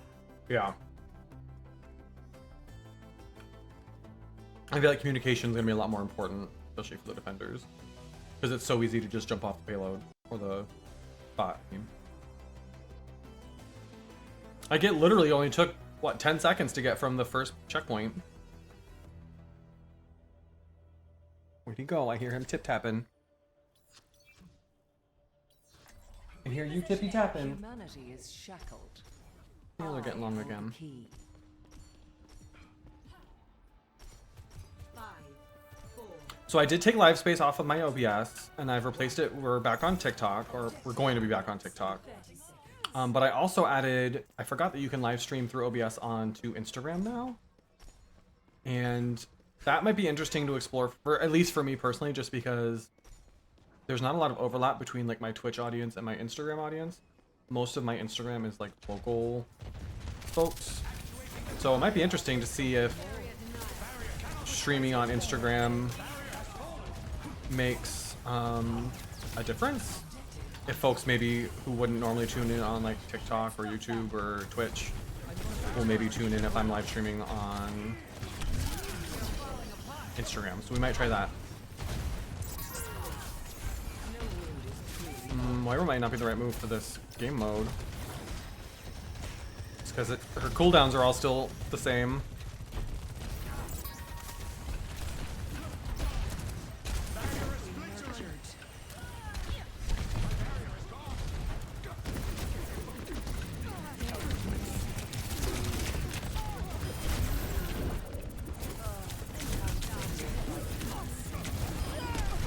Oh, the Farah.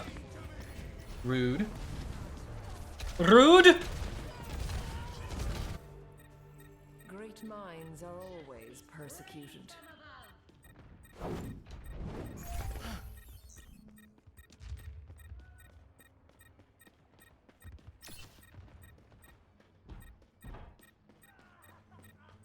I'm on my way.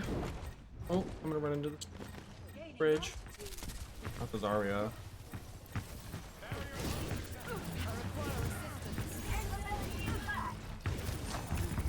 Fend for themselves.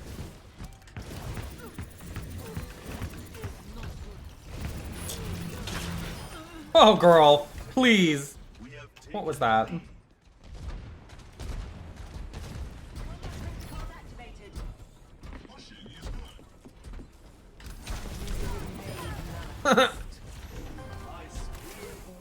Never mind, this is a great one. A great mode for Moira. Repairing your cellular makeup. No mother's kindness. Don't go too far, Austin. Oh, never mind. The bot's right behind you.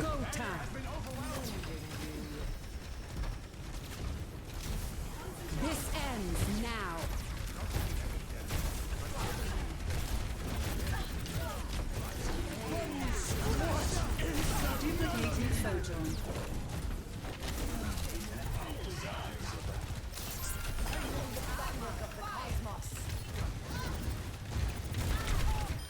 No, girl.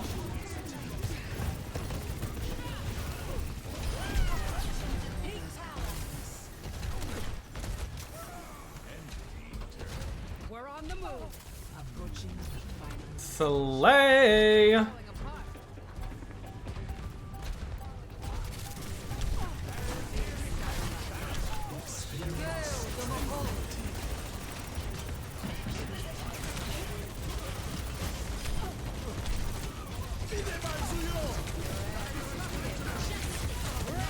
Oh, ugly. That was an alt fest at the end there. Hello. Hello. GG. I also feel like when the matches are this much faster, I'm not as bothered by it. Good job, Austin. I'm not as bothered by it if we lose.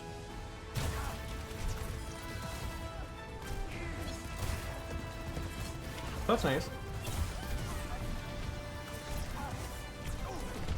Look at all those heals you're getting during this play of the game. Delicious.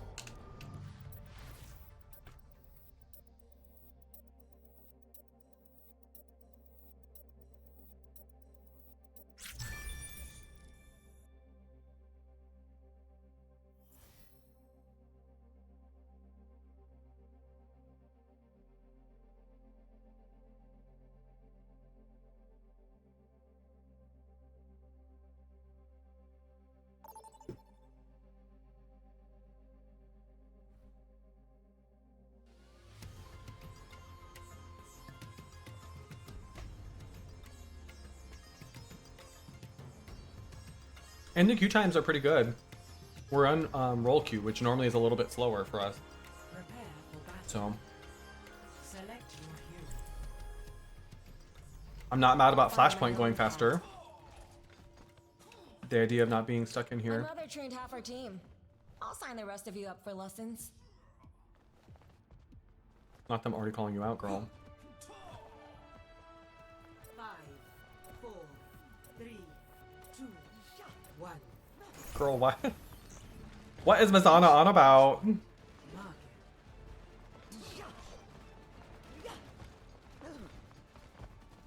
Flashpoint unlocks in 10 seconds.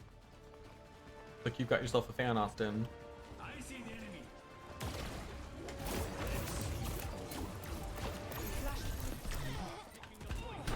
What's up? Feel better?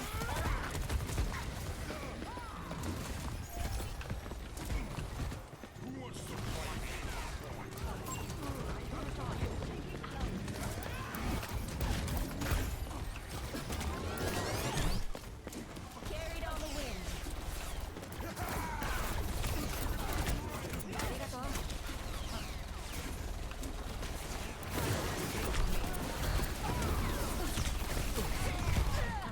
Oh, I always punch instead of throwing my Suzu.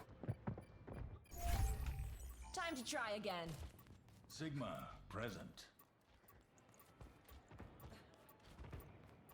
Not the immediate switch. Thank you.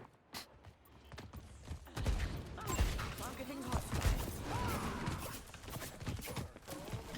Be careful, Shimada. Actuating the barrier. That's fierce and death. Adaptive circuits engaged. Sigma. Oh, I'm healing so much. Anna, I need you to step it up, Queen. Time to get Hi, sadly, it's already in overtime. Ma'am. Conducting analysis on the objective. I can't get there in time. I'm sorry, I'm slow. Anna's not very good.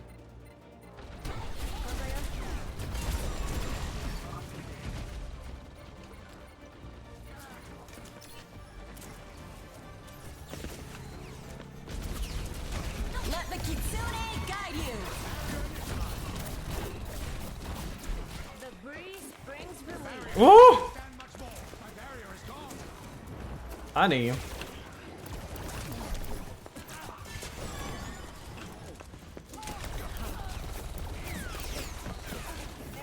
Apagando las luces. Girl, what? Oh. You like it? I think I do too. I think there's some, like, defending on a push map doesn't feel great in this mode, but other than that, I don't mind it. So far.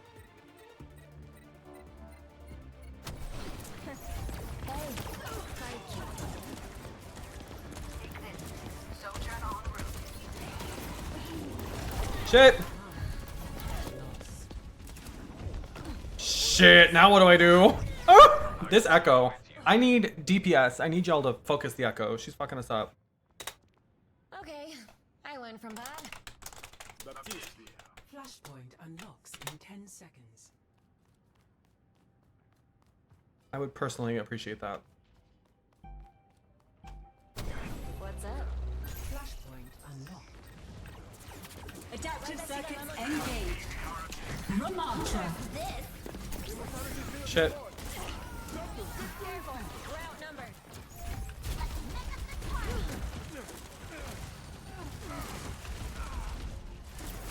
My gift to you.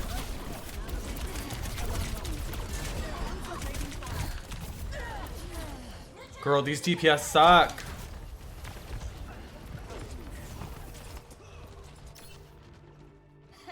We've got this. Like, what is this Genji doing? Whole lot of nothing, it looks like.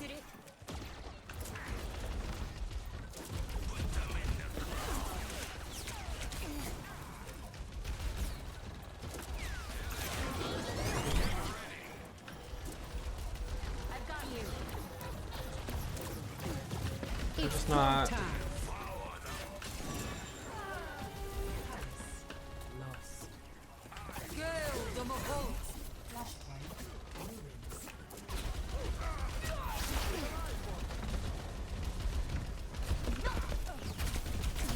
I'm here.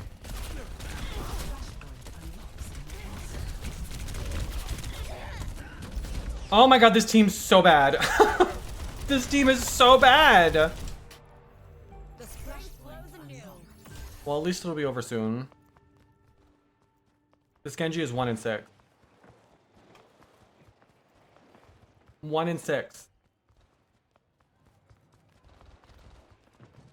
That's where we're at.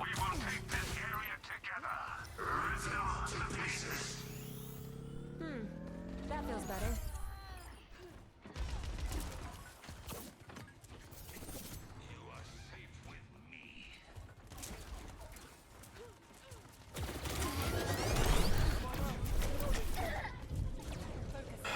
God forbid we try to kill the Echo. God forbid anybody does anything about her. That was interesting.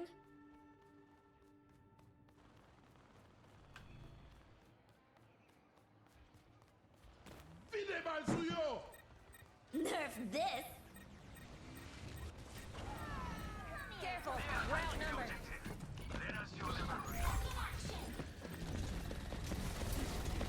Carried on the wind.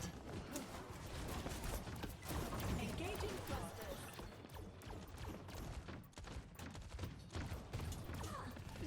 What's up? Girl. Oh my god. Get me out of here. Just take the point. Don't give a fuck. Get me out of here. Get me out of here. These DPS. Sojourn's fine, but damn. This Genji. Movings. Secure. Apagando las luces.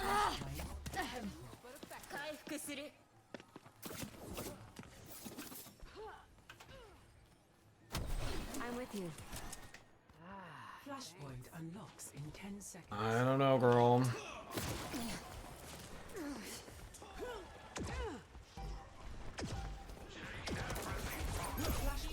Adaptive circuits engaged. Ramatra.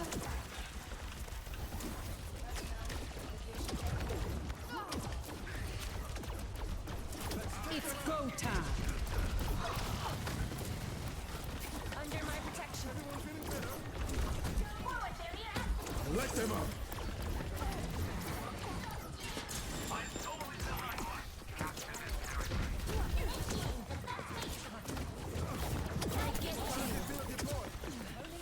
Let the Kitsune guide you.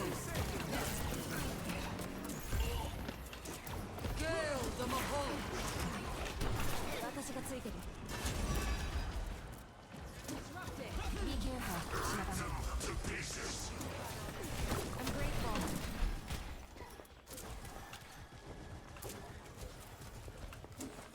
Now you see me. Now you don't. Jeez. Get into the field.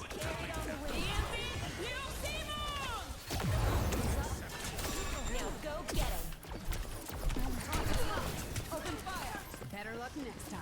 Quit running away and shoot her! Holy fuck! What are you doing? Let me balance you out. Like, do we just...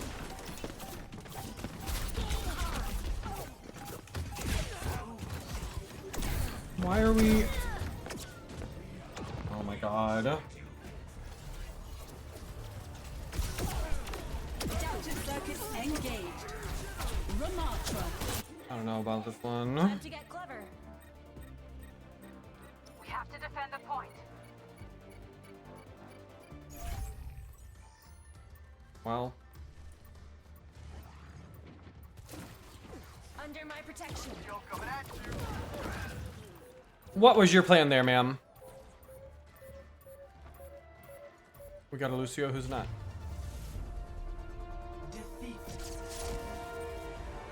Well, maybe I don't love this mode. Maybe I don't love it. Yeah, our DPS sucks. The Sojourn kept running away and leaving me in the front line. The Genji was a liability more than anything. That was not good.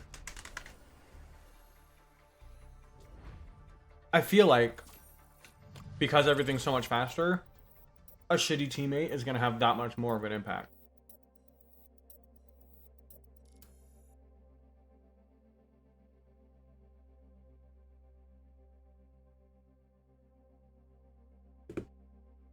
Because they're going to get their ults faster.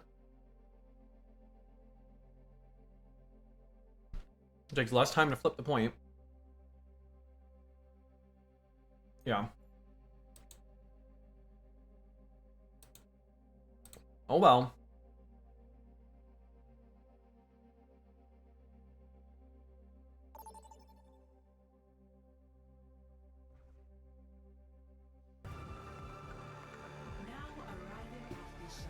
Hey yo, GG brother. GG bro.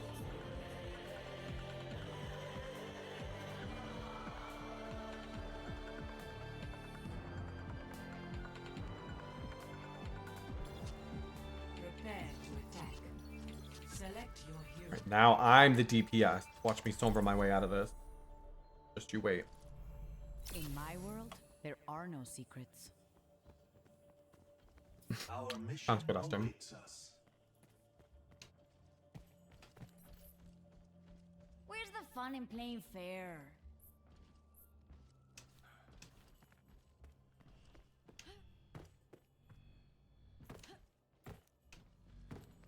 We just have to remember not to abandon the payload. Bittersweet, but fitting.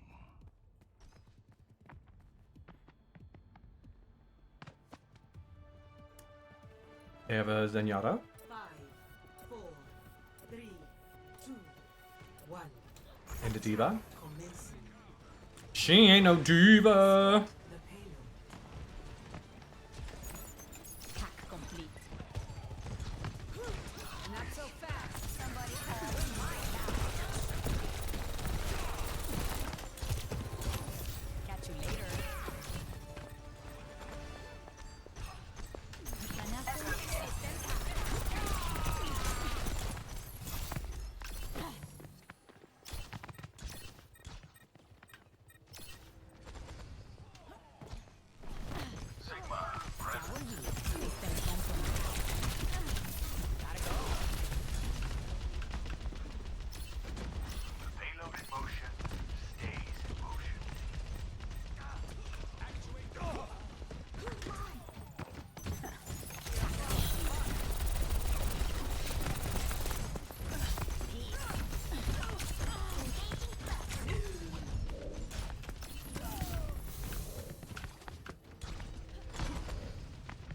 No! Don't touch me.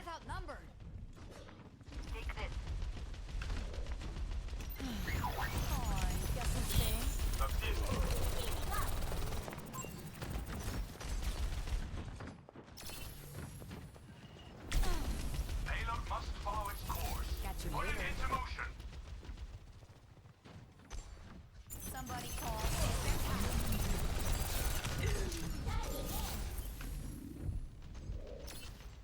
Girl. Helden sterben nicht. Pass into the iris. ¿Qué tal? That's not what I meant to do. Tengo que irme.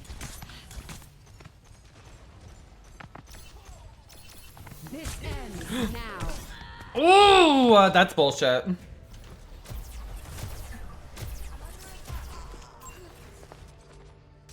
I'll find a back door. Payload is. Almost at my ult now. Did I scare you? Not so fast.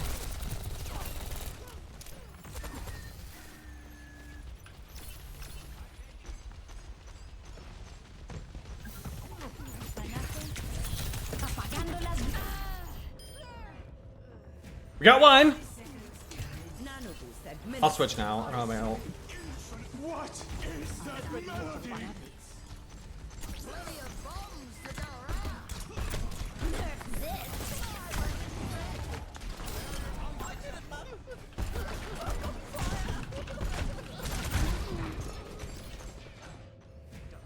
Annoying.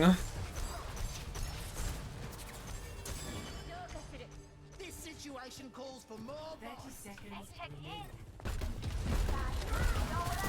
sterben nicht.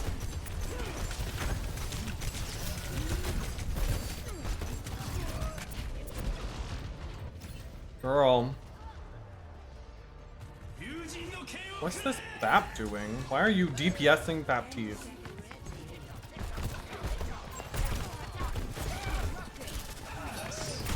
Iris.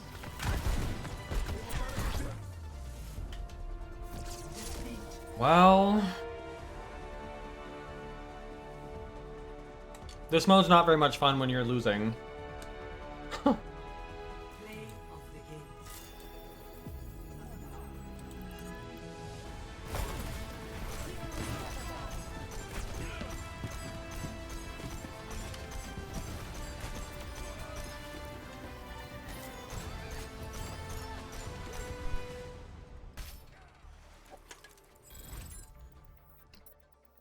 Austin, take Tink off.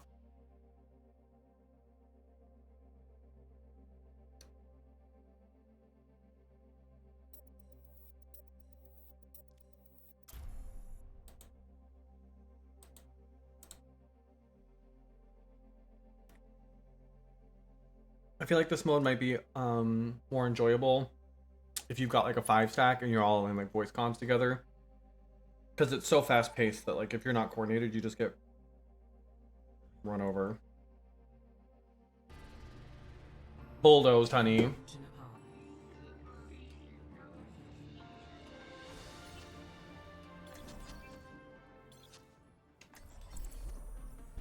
Not sugar buns. I really want to text Jared and ask him to bring home shepherd's pie. Shackled. The restaurant we used to work at together has shepherd's pie right now. And it was really good when we worked there, at least.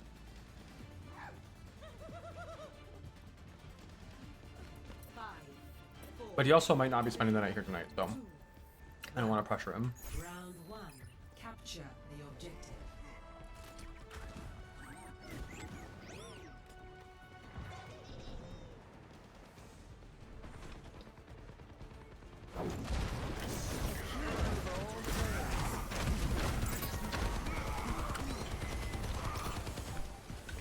The objective is now. Girl.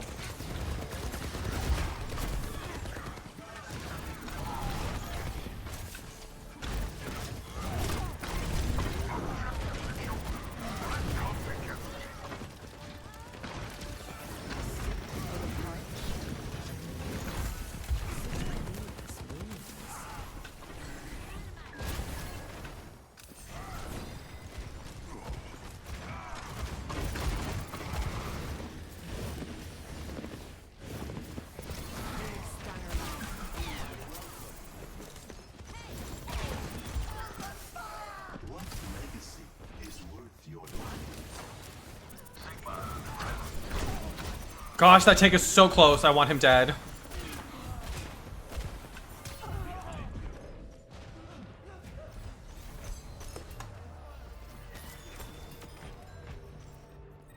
The enemy advances on our point. Fend Wow. them off. What is it now?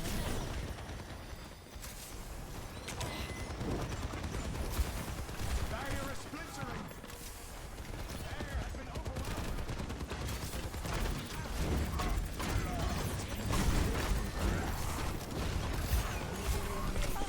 Shit. We are outnumbered. No position is insurmountable. Pain is inevitable. Alright, Austin, I tried. Enhancing your vitals. Yeah, I'm not sure I like this mode. Like, what are we supposed to do? Best round lost. I've got you in my sights. I don't think I like this. Double kill. Score. I'm not having much fun with this mode anymore. I fear. Maybe it'll be a Dead by Daylight weekend. 5,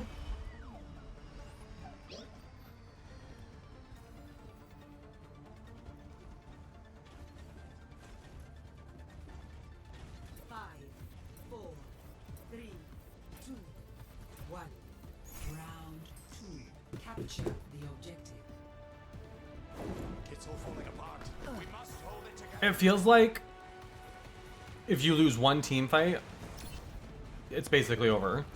Like, depending on the team, of course.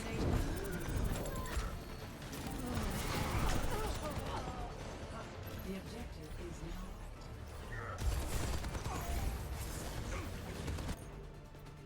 Progress is seldom won with ease. Well, they lost someone from their team, so maybe this is their shot. Be nurtured. Preparing yourself to make the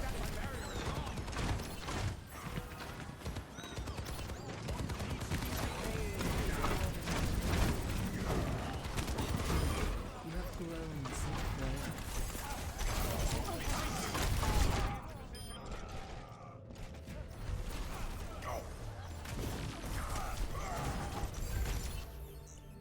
Correct minds are always persecuted. The objective.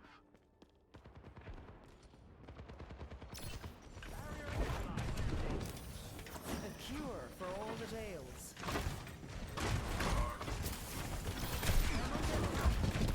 Lending a hand. Behind lies opportunity. Fuck. The barrier is weakened. The barrier has fallen. My essence has reformed.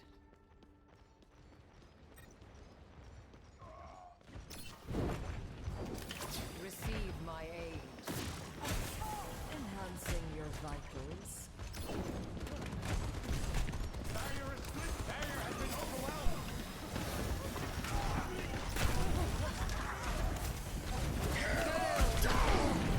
What is that melody? round 2. 1. I mean, we won, but that still wasn't very much fun. Score. I kind of want to just play Dead by Daylight, I'll be honest. It feels sort of random now whether or not you're gonna win.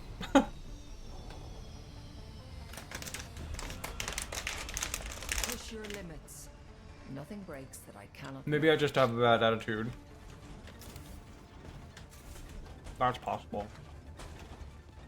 5, 4, 3, 2, 1. Round 3. Capture the objective. Prepare yourselves for the decisive. Maybe I just don't have the can-do attitude I need for this.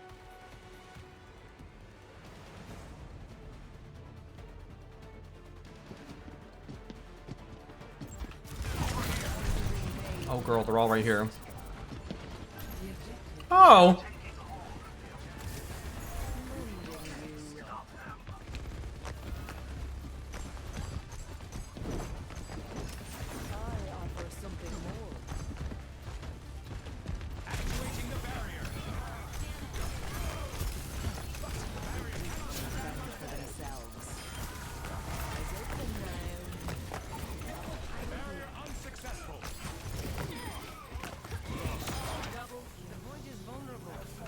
Much better. Mother's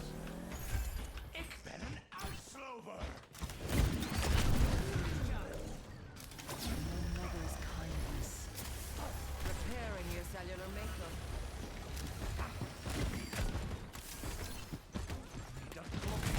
Big stanger left.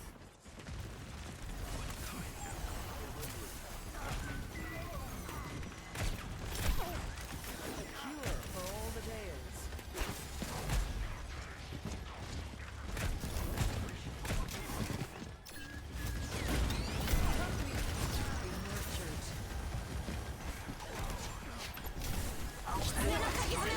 Be nurtured.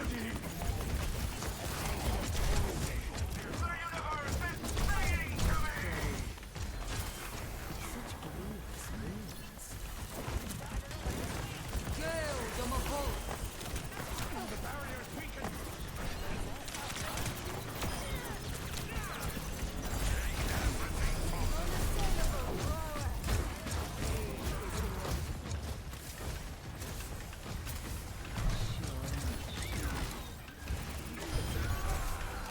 Slay.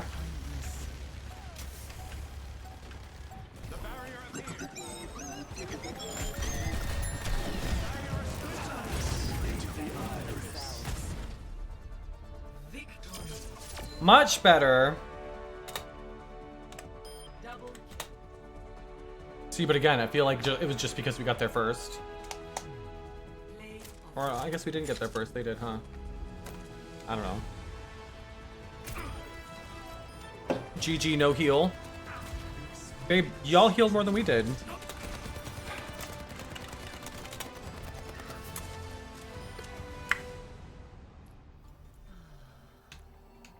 You out-healed us, but you still lost.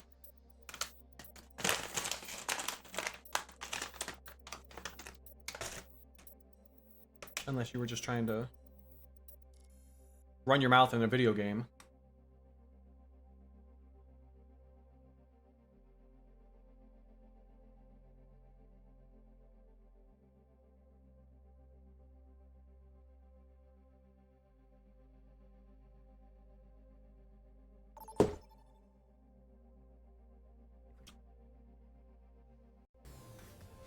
Welcome to Hollywood.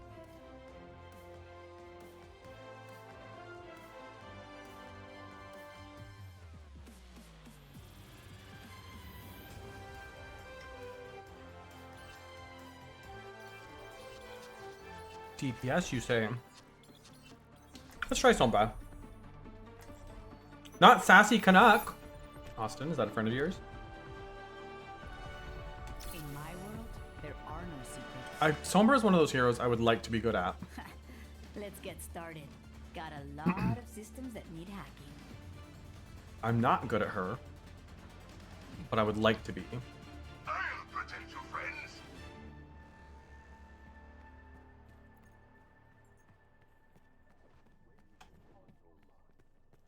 Knowledge is its own reward.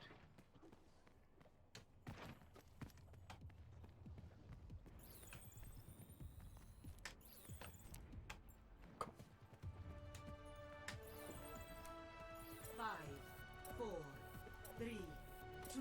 What's our tank doing? Attackers incoming. Defend objective A.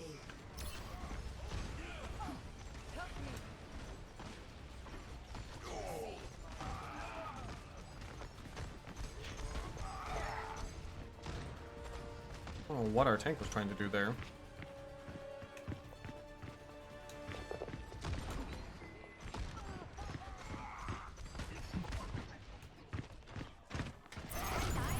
Complete. Gotta go! Everyone on the objective. Don't let them take it. Much better. ¿Qué onda? Damn it.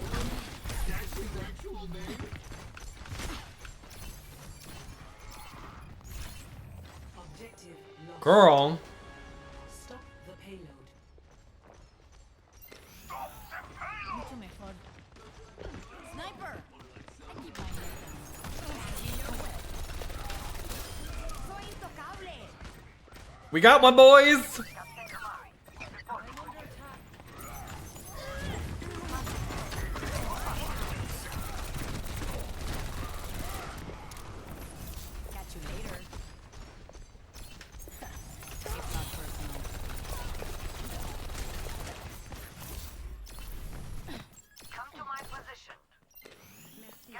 Feeling much better.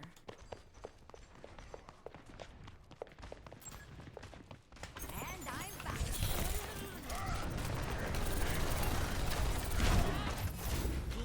Baby. Pass into the Personne iris. n'échappe à mon regard. Somebody call.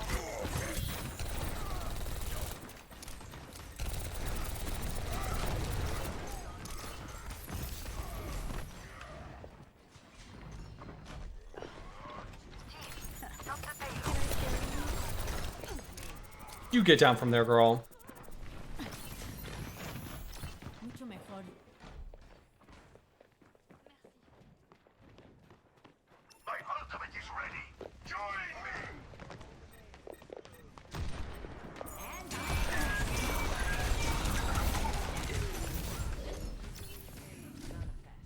The payload has reached the checkpoint. Zoom in.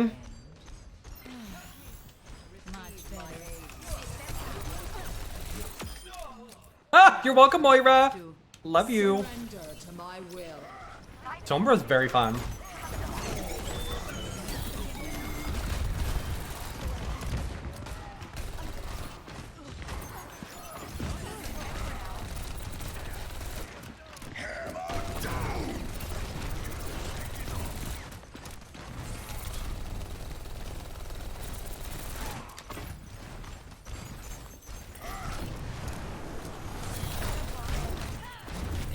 Oh, I gotta go.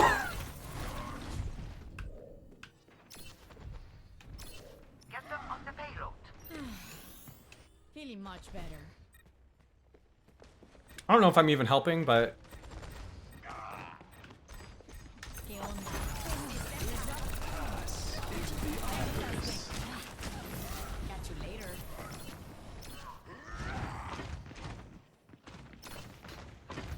¿Qué tal?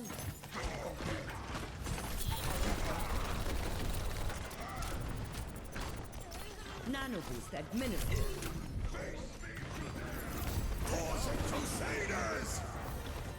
Apagando las luces.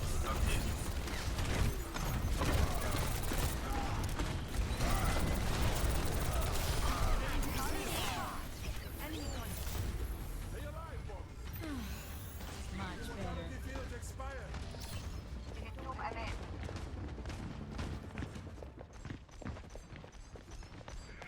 Ya volví. Todo listo. Tengo que irme. Feeling much better.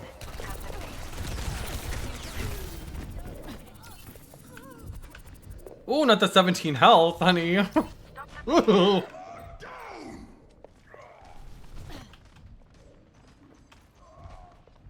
These med packs, girl.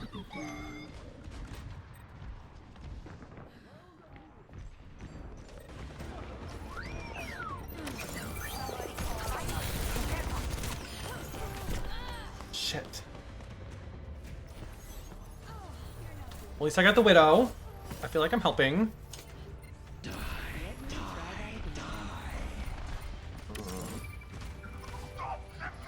Personne n'échappe à mon regard.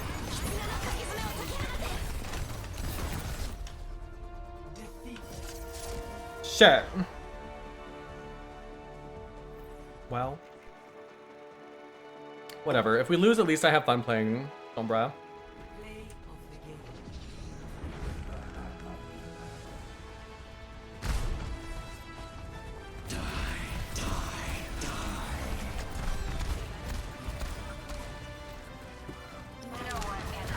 Oh, wow, Tim.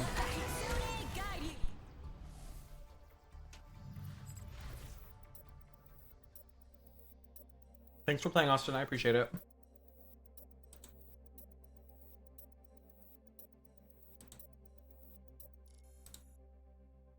That was fun. I'm still not sure how I feel about this mode, but I like that they're doing different things and mixing things up.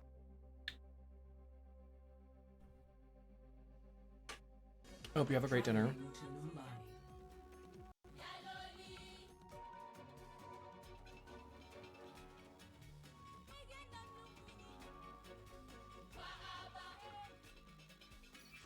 I might only play a couple more.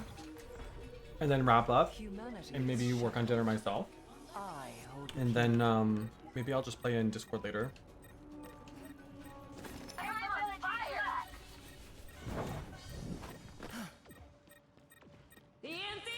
Not the top 500. That should be illegal. Time is of the essence. Make haste.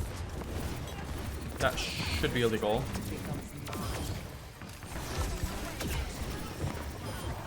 Claim the objective.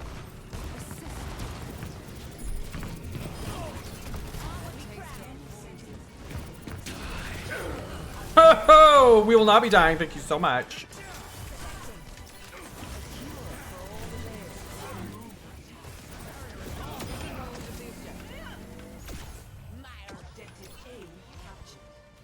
Play. You're welcome. I offer something more.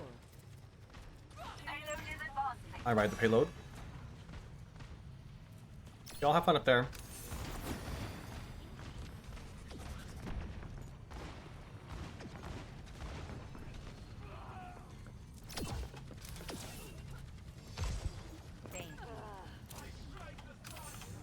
be nurtured.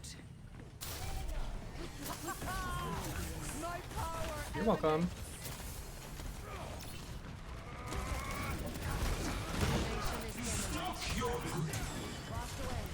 Stalk your prey.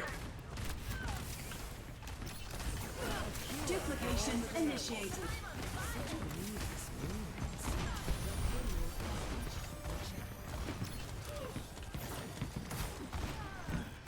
Careful, we're outnumbered.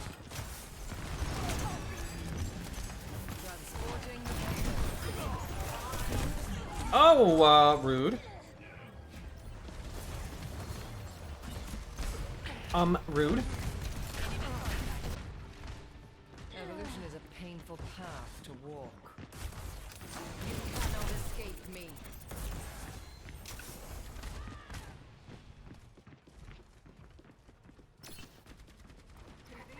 Gotta get this payload, girls.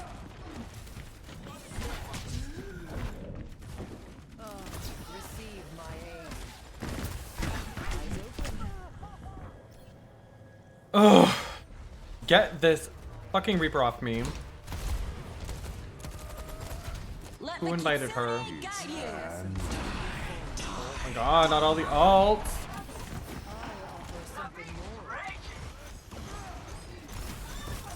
Oh my god.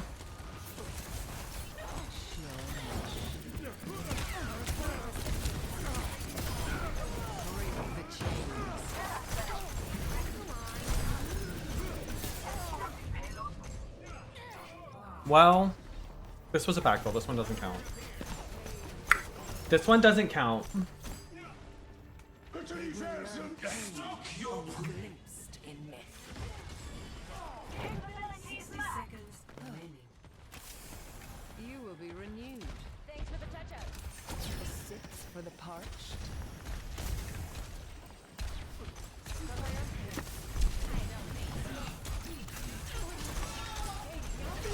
Misery made manifest. Repairing your cellular matrix.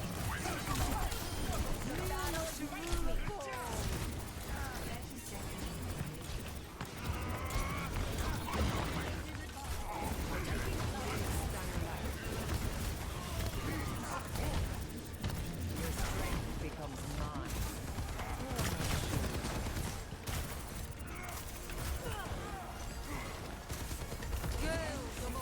Pass into the eyes. Duplicating signal.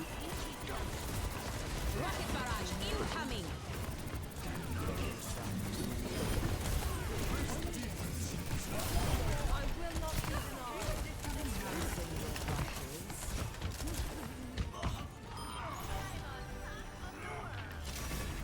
Love that.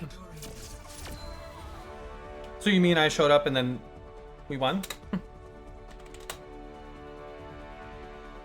Not saying one caused the other, I'm just saying one happened and then the other happened. So I just happened to notice, you know. Guide you. Just, you know. sequence of events and all. Fixating on target.